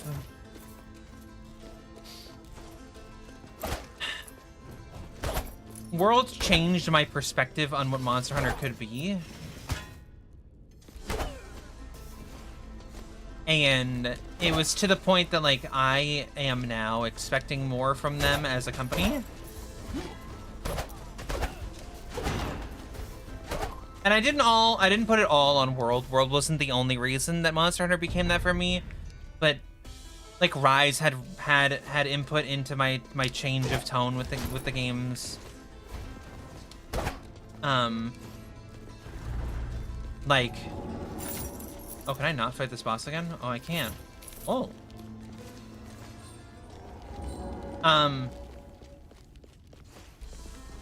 Rise changed how I felt. No.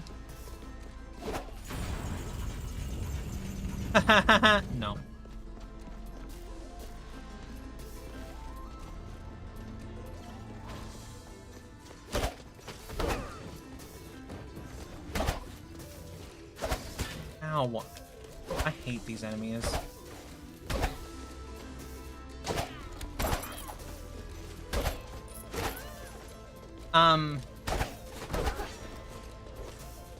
Like, World was so good, and then Rise...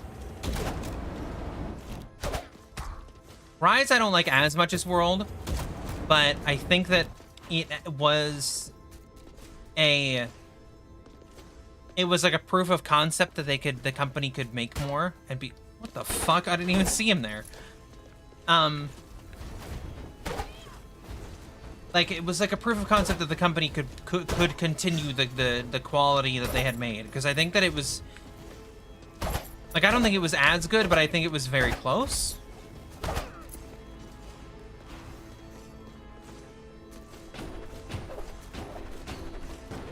I think that World was very similar. Icarus Wings?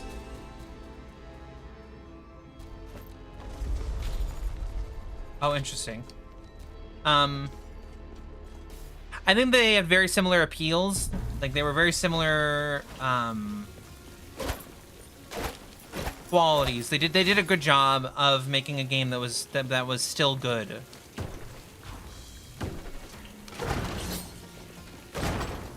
And it was kind of an unfortunate situation that what came after was Wilds. Because it just doesn't feel as...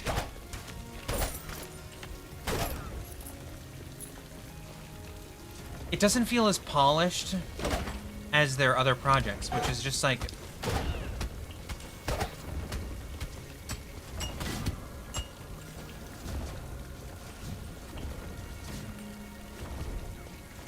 I'm so confused. What did that do? Oh, it made it invincible. Okay.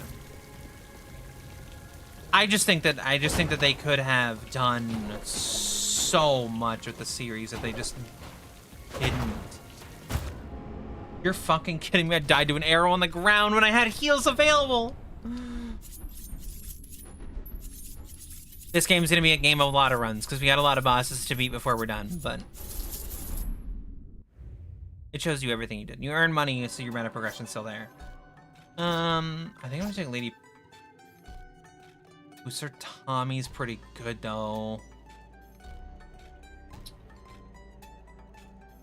Let's do Sir Tommy. I think I've done mostly women in this game. It doesn't help that they increase the base price for Wilds, but that's not a huge thing for me. I get that that was a big thing for people, but it's not that big of a problem for me.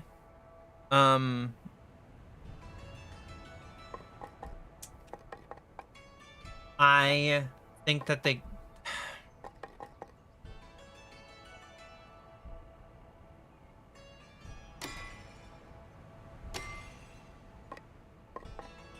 I think for me, it's just the fact that it was like, it's just not...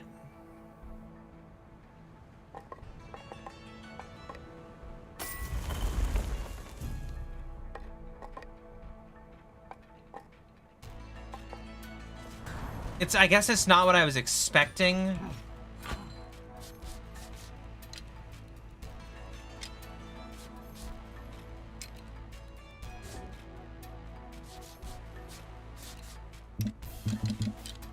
Fuck.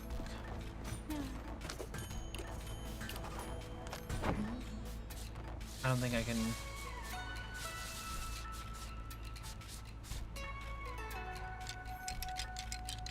Where? I have no way to spend my money.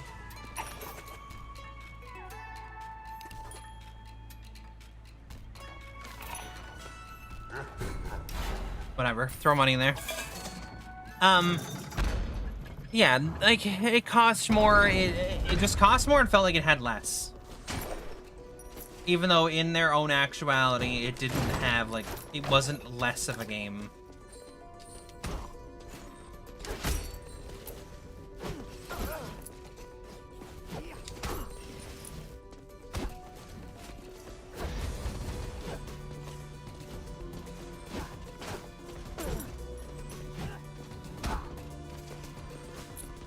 Like,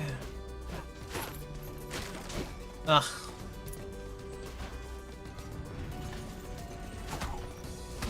And the price doesn't really get to me that much. The game was bought for me. Somebody got it for me as a gift. But I don't know. I still look at it as a point of contention there. And then the performance problem is just a thing on top. Like,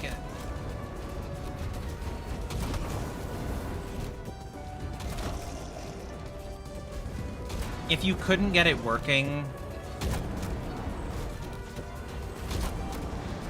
why did you make it like that? I guess is the only way I can put that.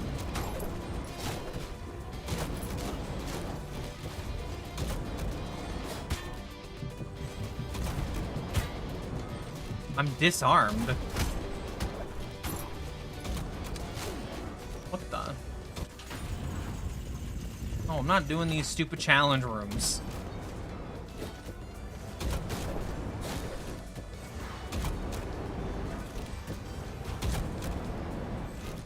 I think Monster Hunter failed itself.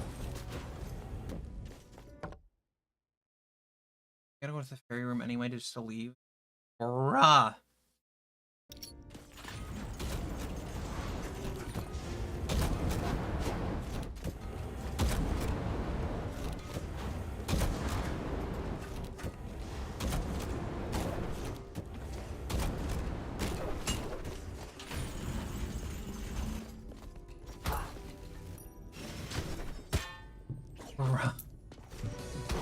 Oh, anytime I get hit by anything, I'm disarmed. What? Oh, that's gonna be terrible.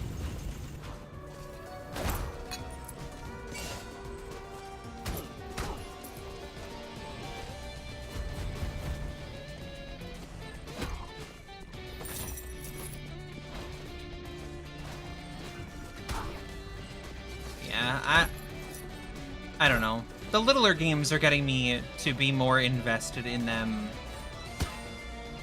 more easily nowadays. Games like Rogue Legacy and... I mean, I would say... I would have said Silksong if I thought Silksong was a good game.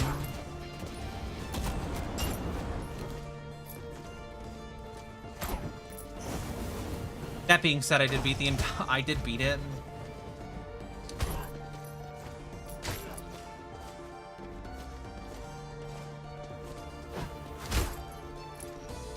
So it's not like I can be that mean to Silksong. I didn't actually play through the entire thing.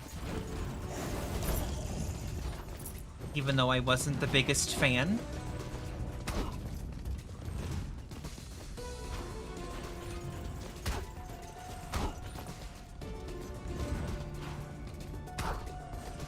But I mean, I guess I did kind of beat Silksong for the fact that I was beating it to beat it.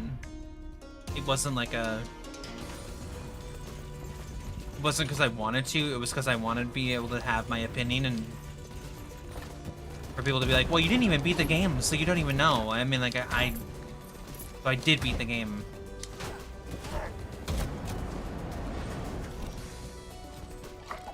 Basically, I beat the game to give it its opportunity to prove me wrong.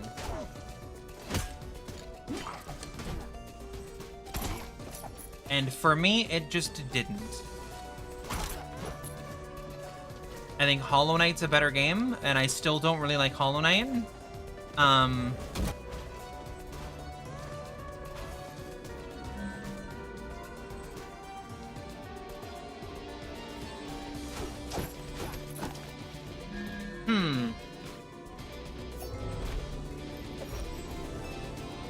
gonna change my weapon.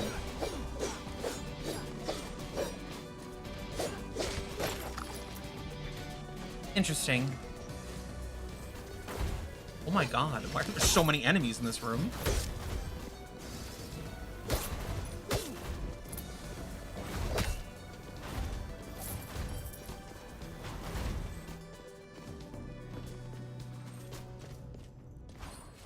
But yeah, like, I mean, like, the cheaper games are getting me more, I guess. Games made by smaller development teams that really seem to care about their games are doing well. In my mind. Which makes me happy.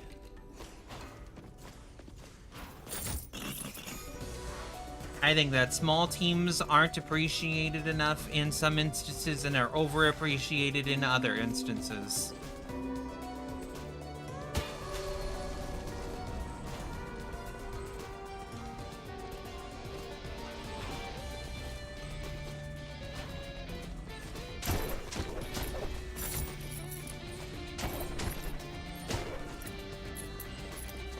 I think that for how much praise Silk Song gets, they could have just had a bigger team and had the game come out fucking 3 or 4 years ago.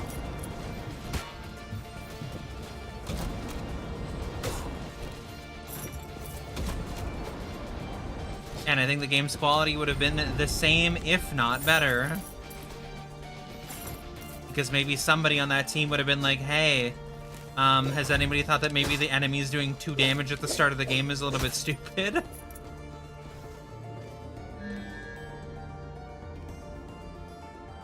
Eating health drops full health will increase maximum health by 10%. Yes, please. I'll unlock the teleport for this room. Boop. I don't think we're gonna get all the way there on this run, but we might.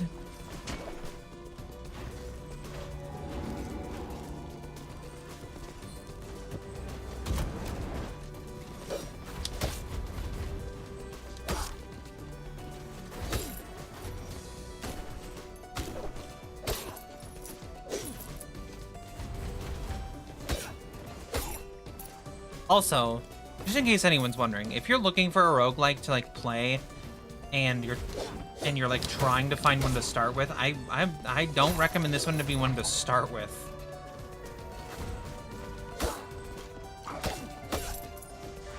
It's not because I think it gets hard or anything, which sometimes your like debilitations are kind of difficult to deal with.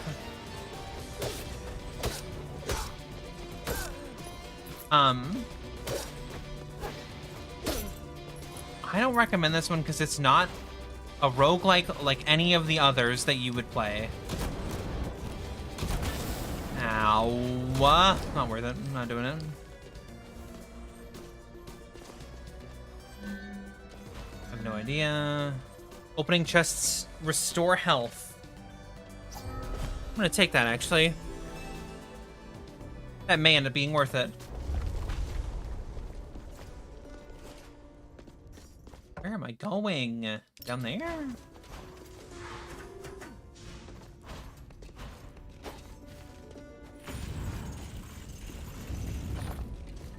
Nope.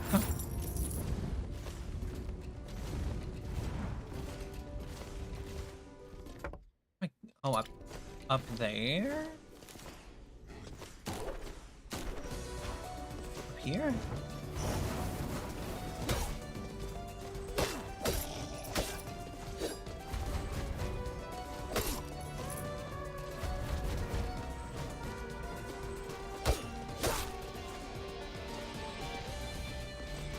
I am going up here.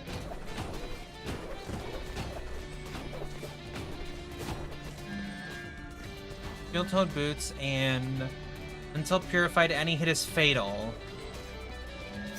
No thanks.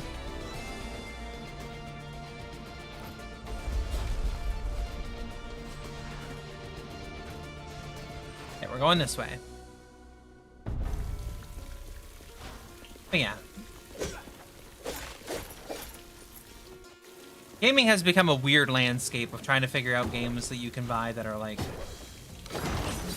not even just worth your money, but like worth the time investment as well.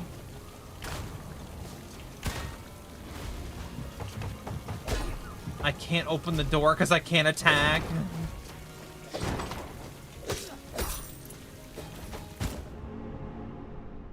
Are you kidding me? I did the spin kick on purpose to hit the stupid land. Oh my god. Took me forever to find it just to fail.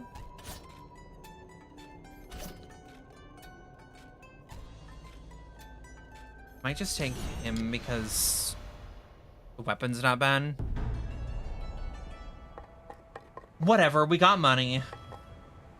Maybe we'll unlock the Dragon Lancer.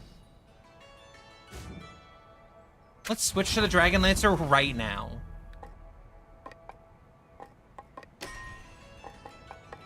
Boom. Money spent. Wait, I didn't read that. What did that say?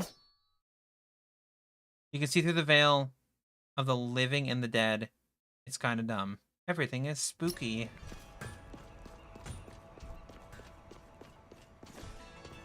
Is this what they mean by everything is spooky? Is that there's gonna be fucking jack-o'-lanterns around? The debuffs in this game are kind of dumb. It is what they mean. It means that there's gonna be jack-o'-lanterns around.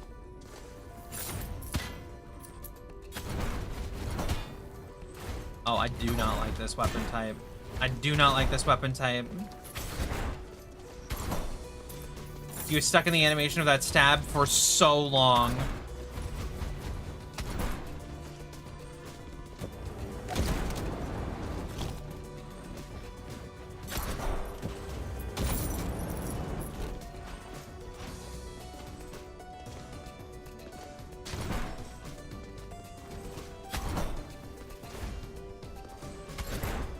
But you know what? I'm not a pacifist after I get hit anymore, so... There's also the issue of too many big budget games. I think they need the entire adult population of a small town in order to make it. I mean, that's true. I mean, there's some big games that think that they need the entire wealth of a nation to make a game, apparently.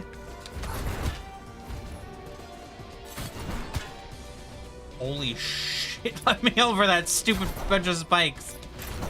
Ooh, that guy Spooky's got a mask on.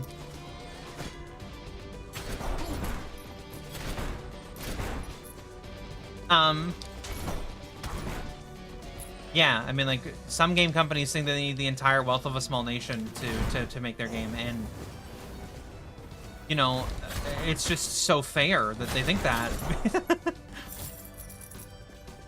You just gotta make a GTA 6 for $2 billion.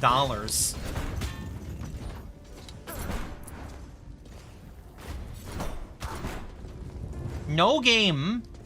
And it's gonna win like fucking 70,000 awards next year. If it releases next year.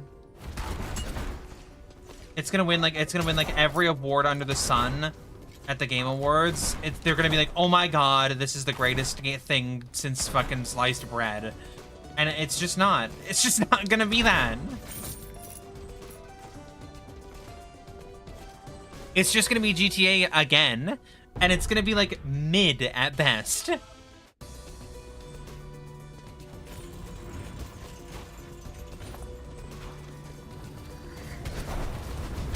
Oh my god, these enemies are strong as fuck.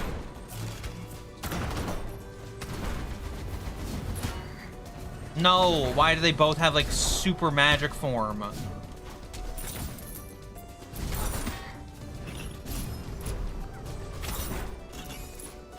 God damn it.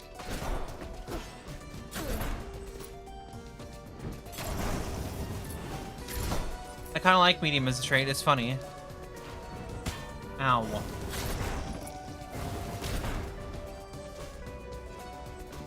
It's concerning to me when a dev team is in the thousands because it's too many cooks. Yeah, I mean, yeah. There's the problem of too many cooks in the kitchen and then not enough.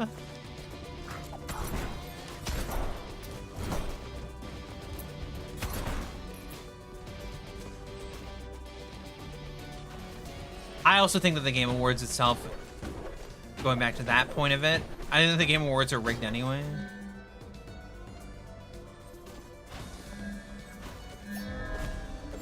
I always have thought that they were rigged. That's not like a new thing for me. But yes, I know what you mean by the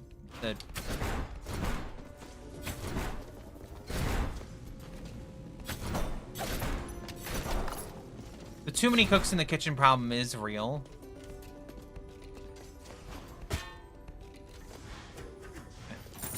get hit. Whatever.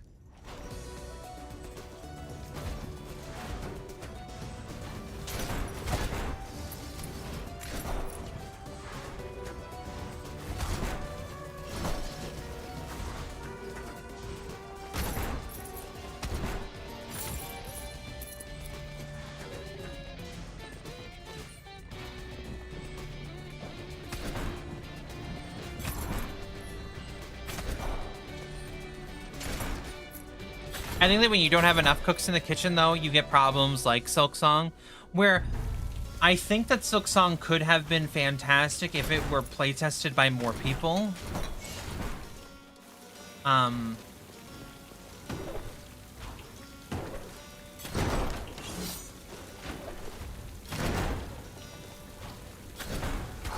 Because, like, I don't think the game was too hard, per se.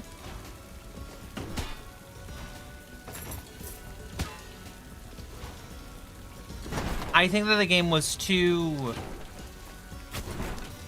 I think it was scaled incorrectly.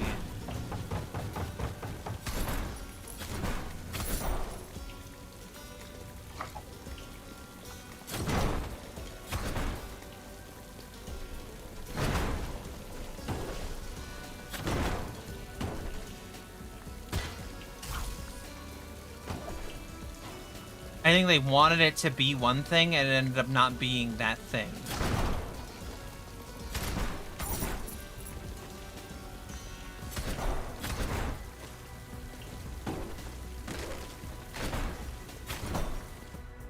Oh?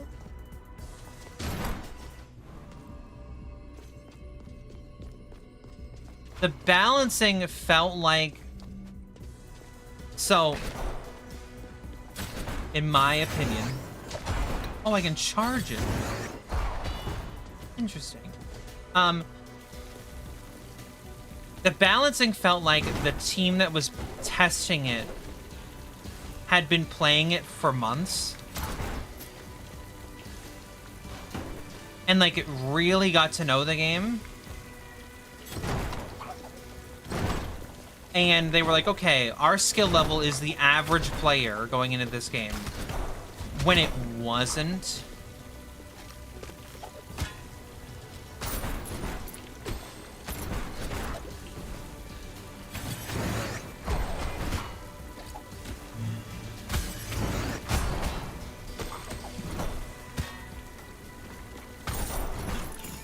Ow.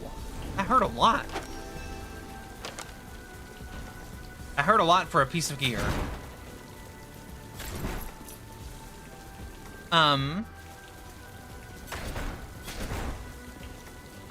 There's also a bit of an issue with people in the games industry failing, getting fired, then not even a week later getting a better job at it. Yeah, I mean, that happens in, like, every...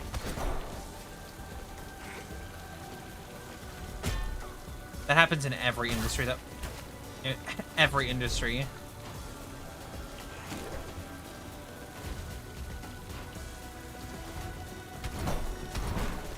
It is an unfortunate truth about working, is that there are a lot of times where people's work goes unappreciated and then they get fired and they go work somewhere else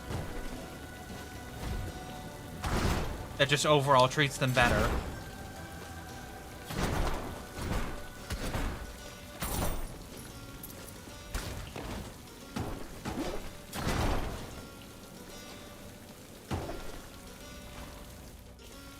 Oh, there's no way I'm gonna beat a boss like this.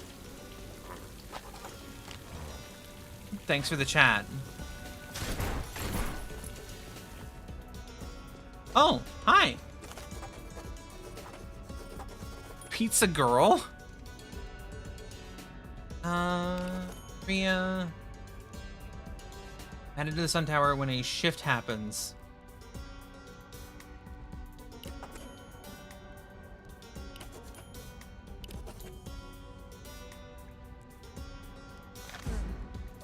Oh, she's gonna be in the town. Okay, bye, pizza girl.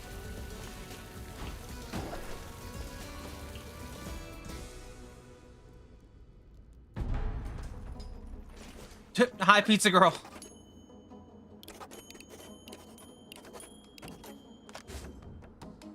Unlock pizza delivery route for all future runs. Sure.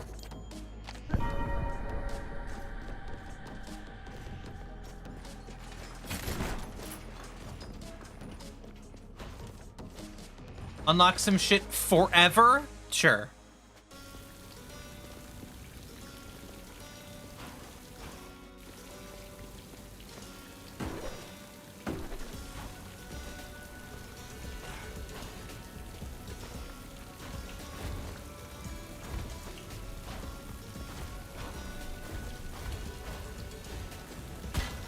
Ow. I should have known that I would have dodged right into that.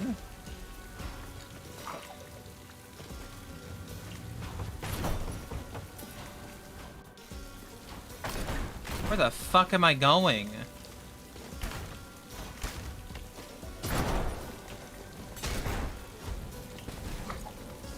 Oh my god.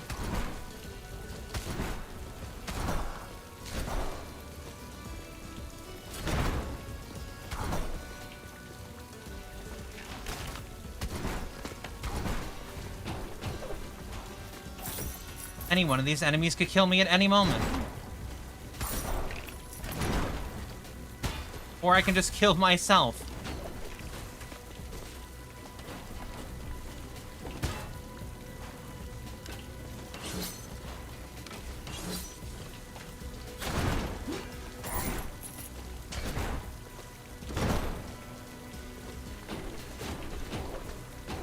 Let's go on the roof.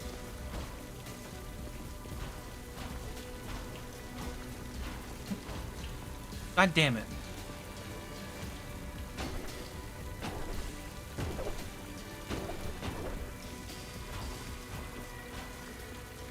Oh no. I had a feeling it was gonna be the boss room. No!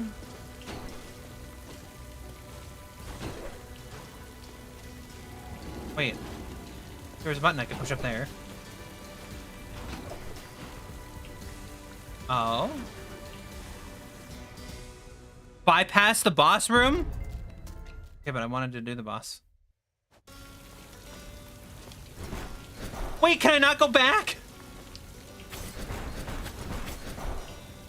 Oh, you can't push me to a new area and then... No. Fuck. Oh, wait, I can just... She's at every portal? Eats a girl.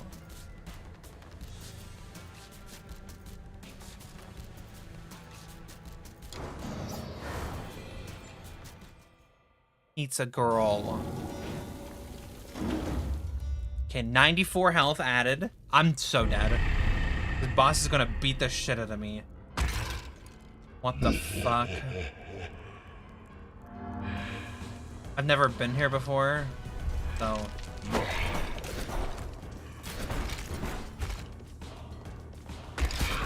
What?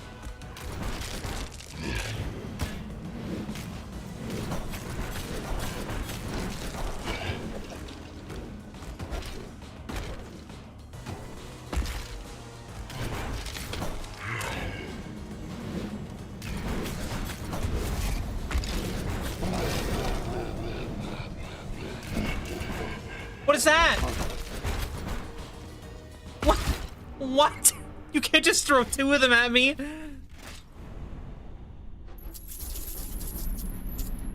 Look how far I got, and then I just die, and I only have $800. Sir Sean.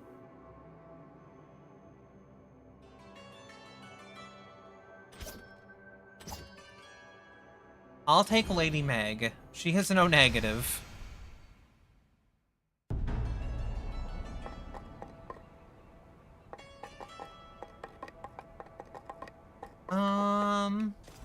What can you do? Make me this. No, you can't. I don't have the money for that. You could make me this. And I could wear it.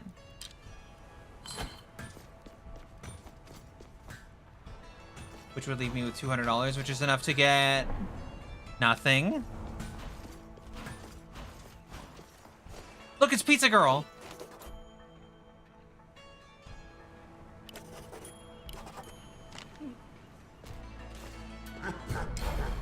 Okay, so the guy, I think... Wait, is Pizza Girl coming? Hi, Pizza Girl.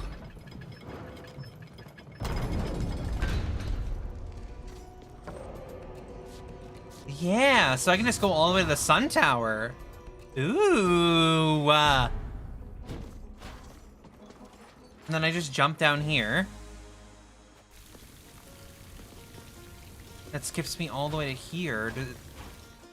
Is this still, like, far into this area? I needed to dash across and not be indecisive because there's an enemy there.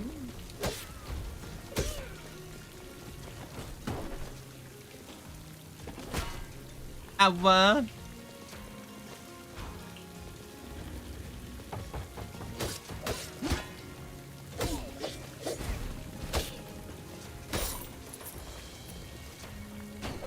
I need to be, like, I need to play carefully like I'm about to die all the time.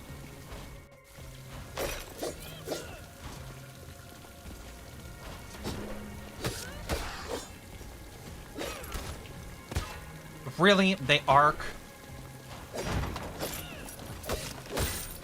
Ow.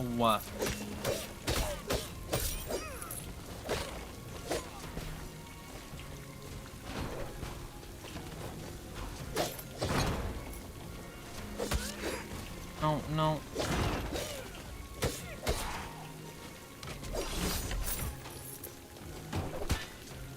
Really?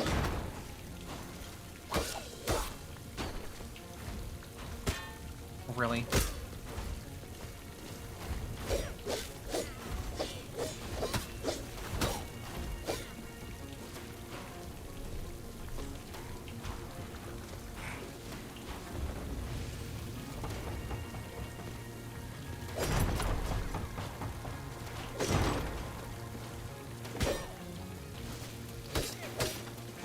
Hurrah.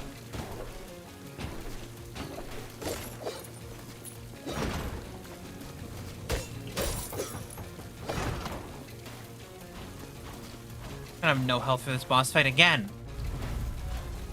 I'm going dodge. Only have 200 health. But I got here much faster, so this will be easy, right?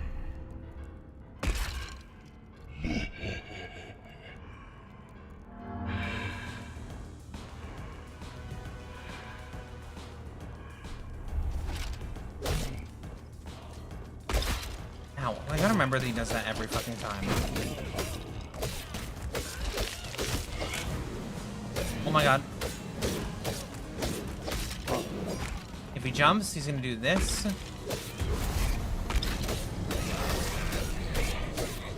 It looks like I'm still doing minuscule amounts of damage.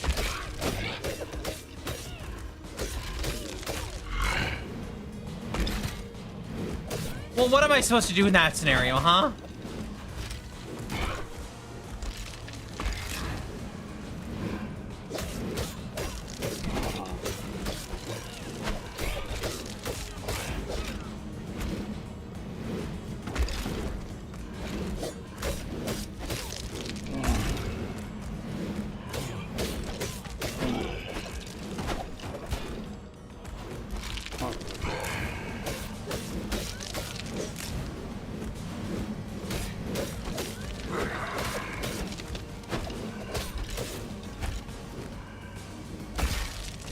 What?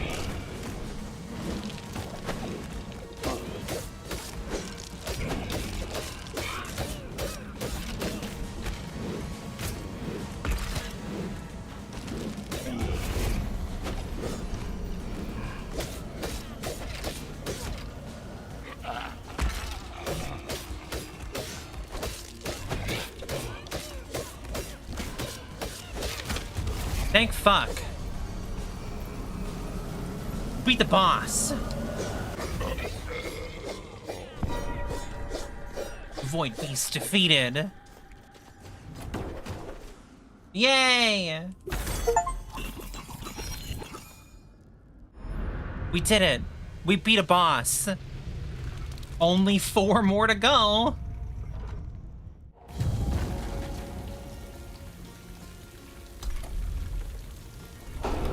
Oh, sup, dude? What's up? What's up, bruh? I'm well past my prime. I would never have stood a chance against those beasts. You have my thanks. No problem, night guy. See you later. Goodbye. Hey, pizza girl, can you unlock this teleporter forever for me? Thanks. I have decided the pizza girl is the greatest character in the entire game. Ow! No! I killed like no enemies that run. A new contract signed. What happens? New successor chosen. What the fuck was that? Oh, Sir James, though. What is prismatic spectrum? And he's the chef style? I love the chef one because they cause burn. Is this more damage? I'm in for more damage. Gold owned. 24. I'm in for more damage and also being poor.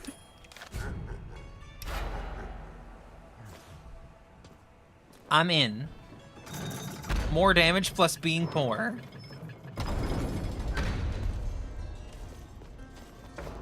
Now I should be able to go here. Just skip all the bullshit at the start of the game. Which in most roguelikes would be like a big no-no. But in this one, it's fucking great.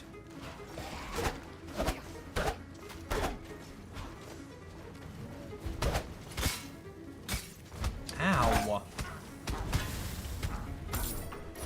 Sorry, you shoot fart gas? Well, this, because I want the health back that I just lost.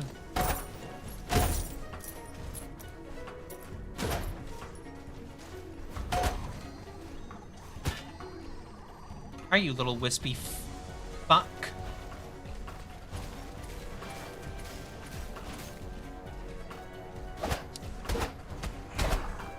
Ow. The fuck?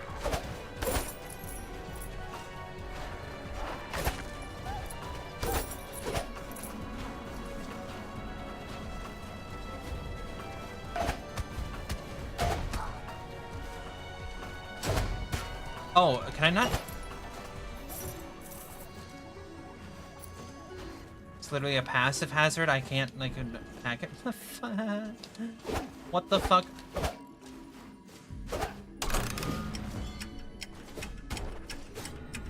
Oh, I'm not doing that for sure. Bruh. You want me to bounce on the arrows?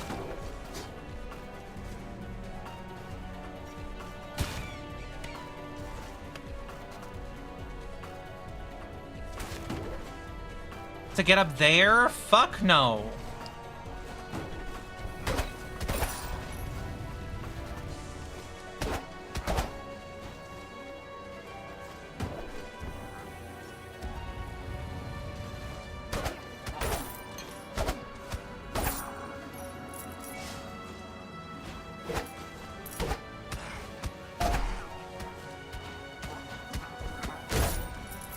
I can deflect the spirit things back. Interesting.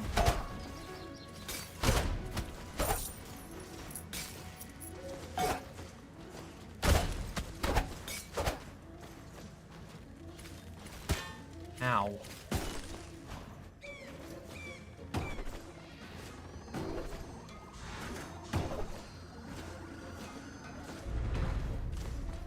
Ooh. Requires Aether Wing. Bruh. Where the fuck do I get that? I'm assuming here somewhere, but... You son of a bitch.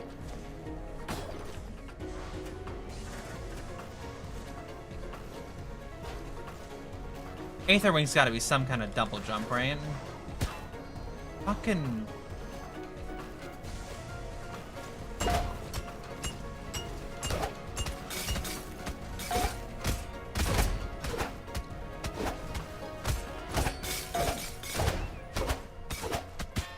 Oh, there's a dog. I didn't even notice it. I didn't even notice the dog, so I ended up dying. Huh? Slain by a warg. I thought it said a wag. You've been slain by a wag. Ectomorph? I'm down for the ectomorph. I don't know what it does, but I'll learn. We're starting resolve. I don't even know what resolve does. Haven't been paying attention. More dexterity, please. Huh.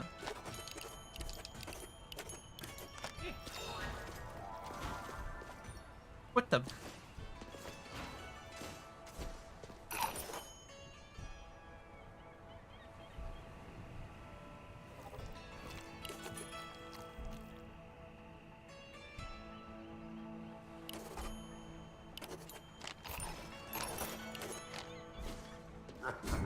I don't understand the investment system. I seem to lose money in there all the time. So, the game doesn't seem to be working like it should be.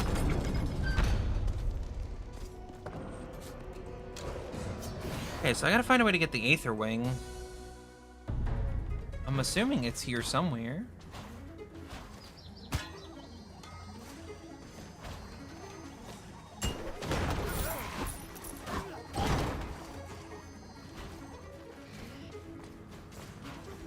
Not doing that.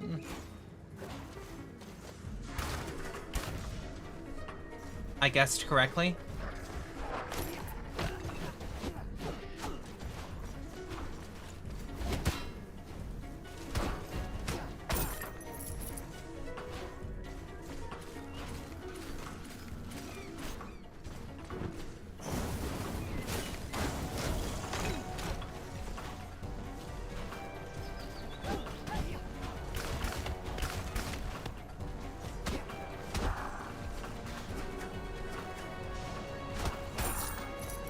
For now, I'm just exploring.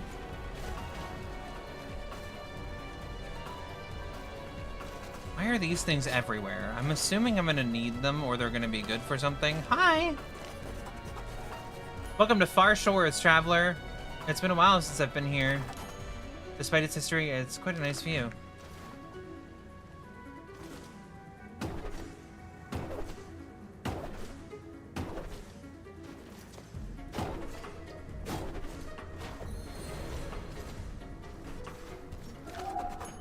Ah! The Aether of Wind.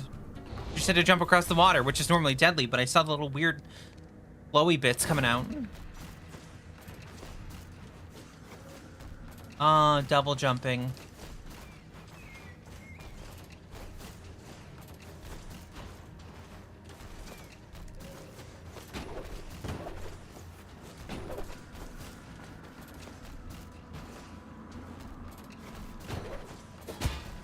Okay, so my double jump doesn't reset.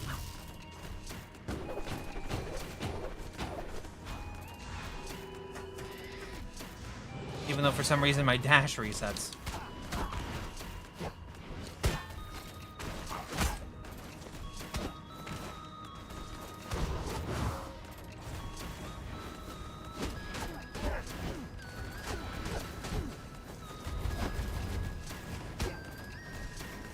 Wah, wah.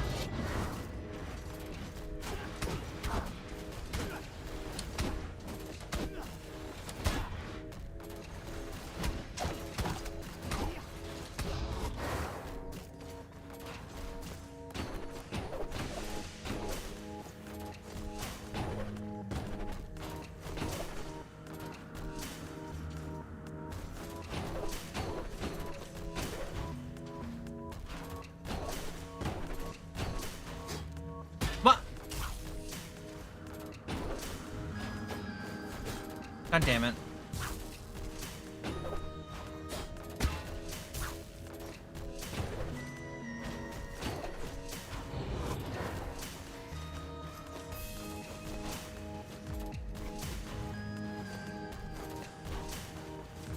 Just give me the Aether Wings. Now I've permanently unlocked a double jump. So the game will be much easier now.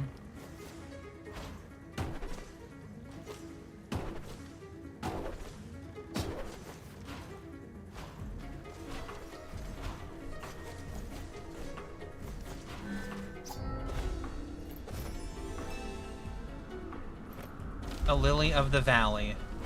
Hurrah!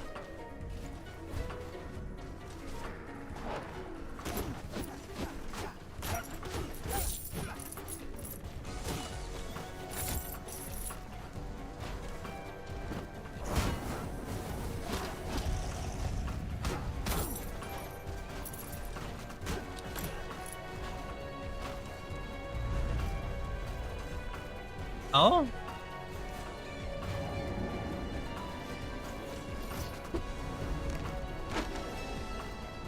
A new cape?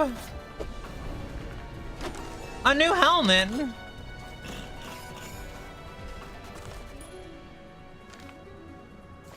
No, there ain't no way I needed the Aether Wing to get here, and then it's just sealed off.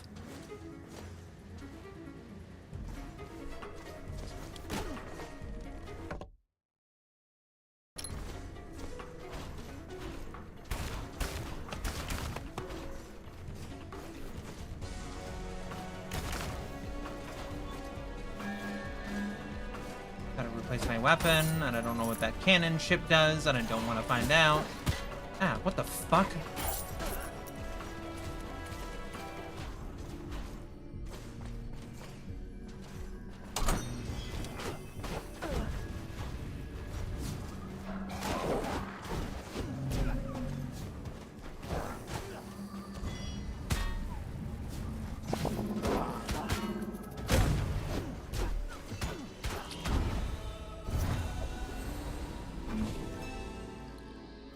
I don't know if I've ever defeated a fairy room.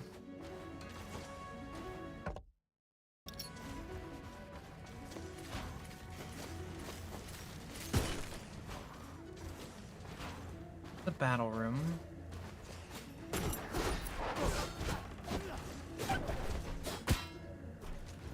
$65, holy fuck.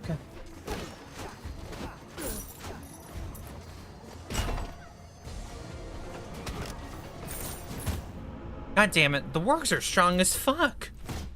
Holy shit. Where do I use the Aether Wing? Who are you? You're a chef? What is that, a BS? You start with the nod bone, but you're a terrible class. You're a terrible class. Let's take this guy. Fucking...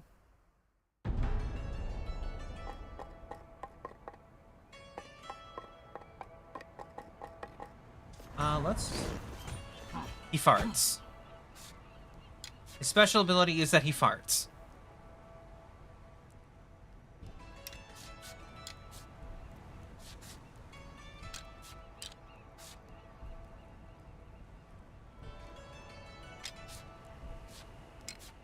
Yeah. Plus vitality is 0.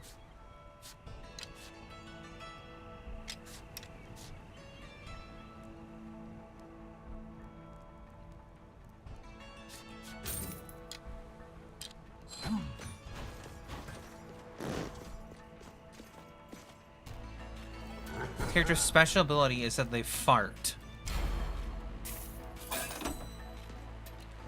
I don't know if the farting guy is gonna be the one to do it. What else do I need to fucking... Whoa!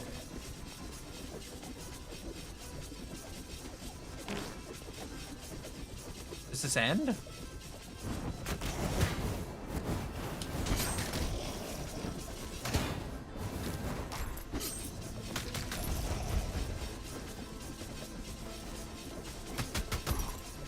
What?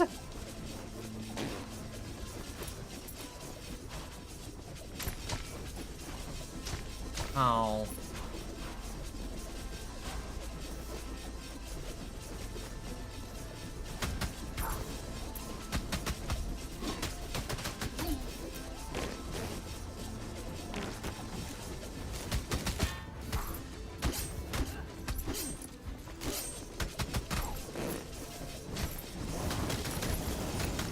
I don't know how into this weapon I am, but I don't know. It's kind of cool.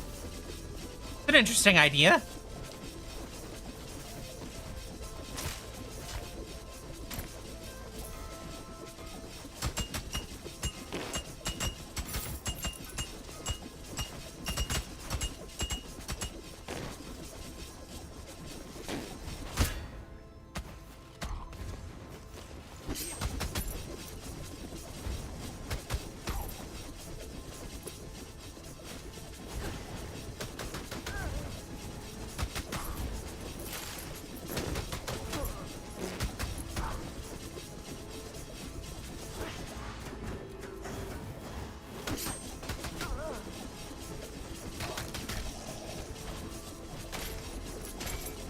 What is that? A winter shout. Yeah, that's just a block. We'll just take the winter shout. Fuck it.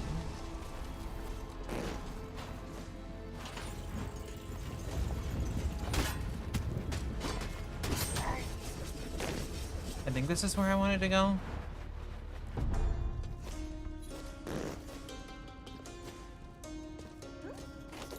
Assuming it's 1500. Yeah, I don't have 1500 right now, but I will.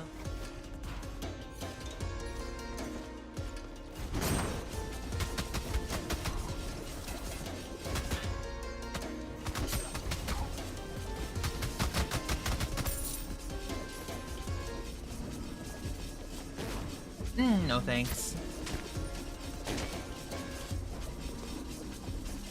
Hi, there's so many fairy rooms up here.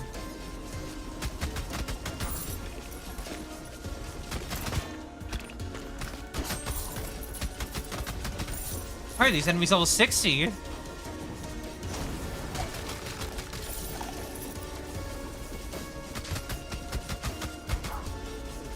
Should I have been significantly stronger before coming here?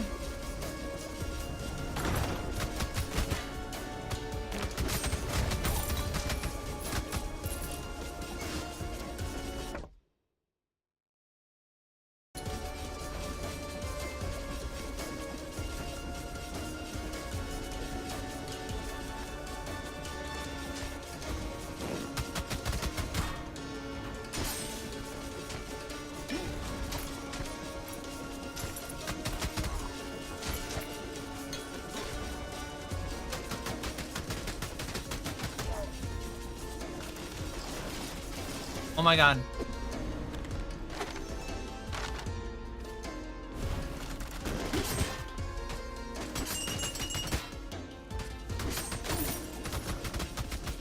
A mimic?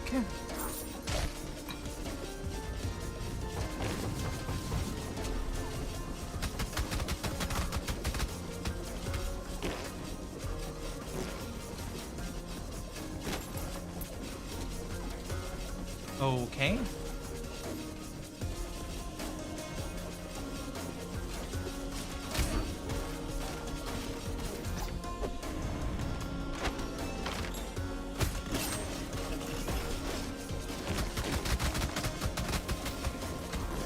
Why are all the chests mimics? Oh my god. Enemies everywhere.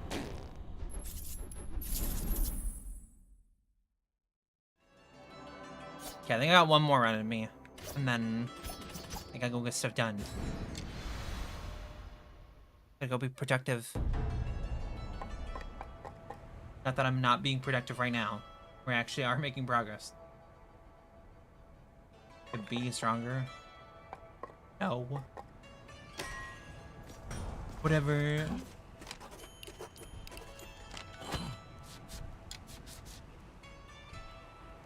-2 armor. That sounds terrible.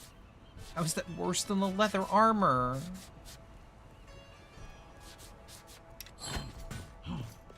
No, I didn't want to talk to you again. Do what? Oh, you get the haste gem, right?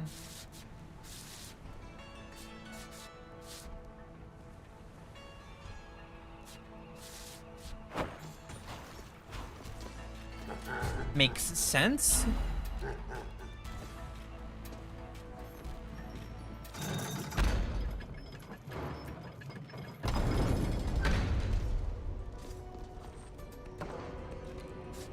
Oh.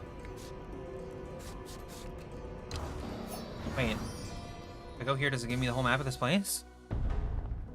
Oh my fucking god, it does.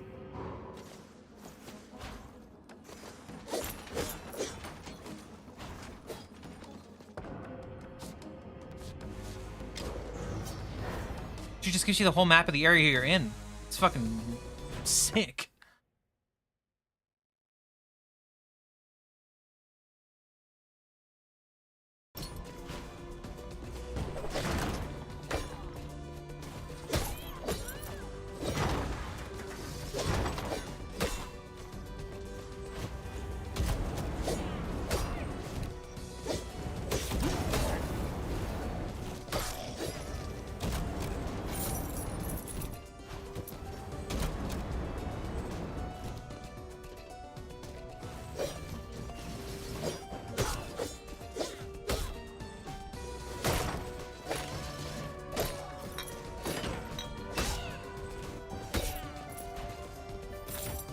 A great character style.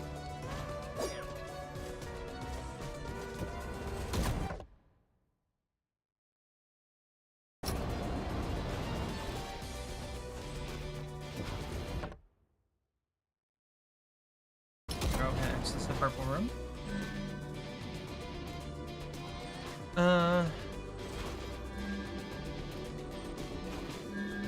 Do this.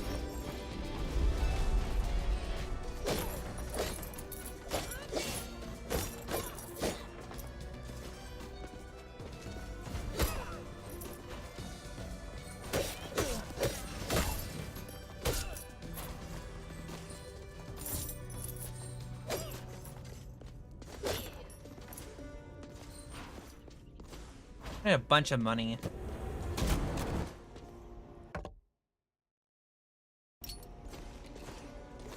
All room?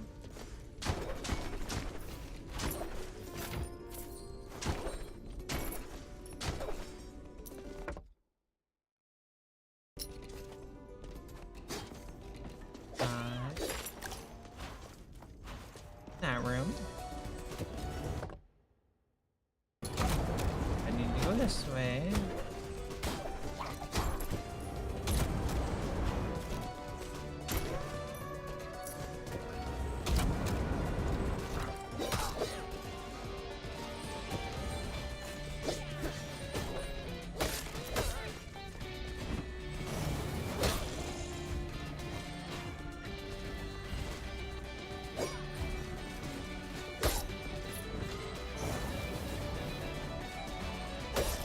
That's a mean jump.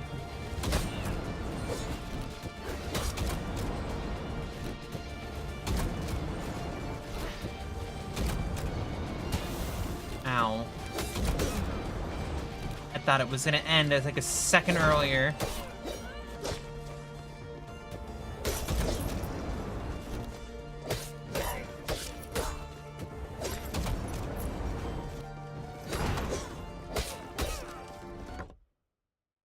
Where am I?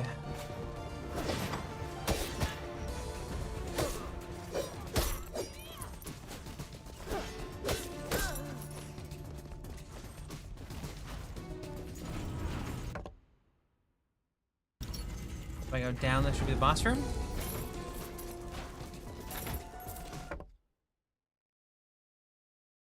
Go back 2 rooms, it should bring me back to...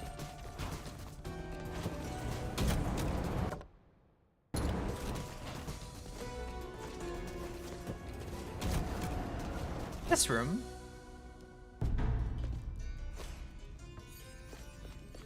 And I still don't have enough money for you, but I will eventually.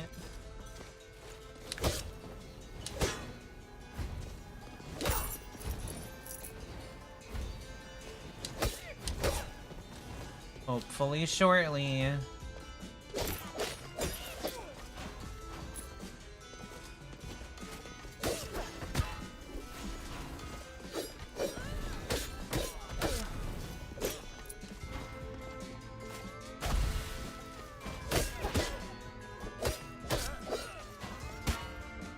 Oh my lord.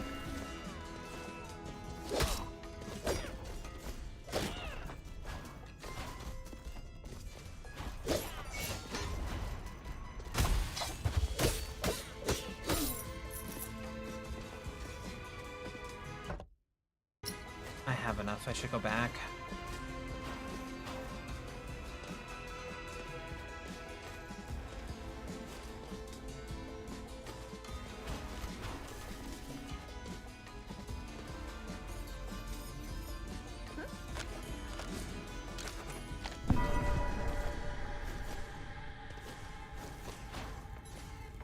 Pizza Girl is the most useful NPC in any video game of all time.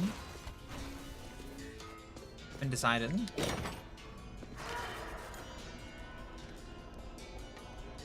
She's somewhere in the study, and her power of the void would be very beneficial. Thanks. Now, where the fuck is the study?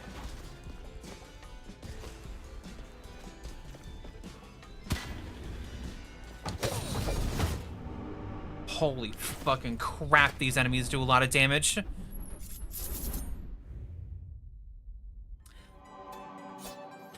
Okay, well, next time we'll be playing as Lady Erin, who has a super IBS.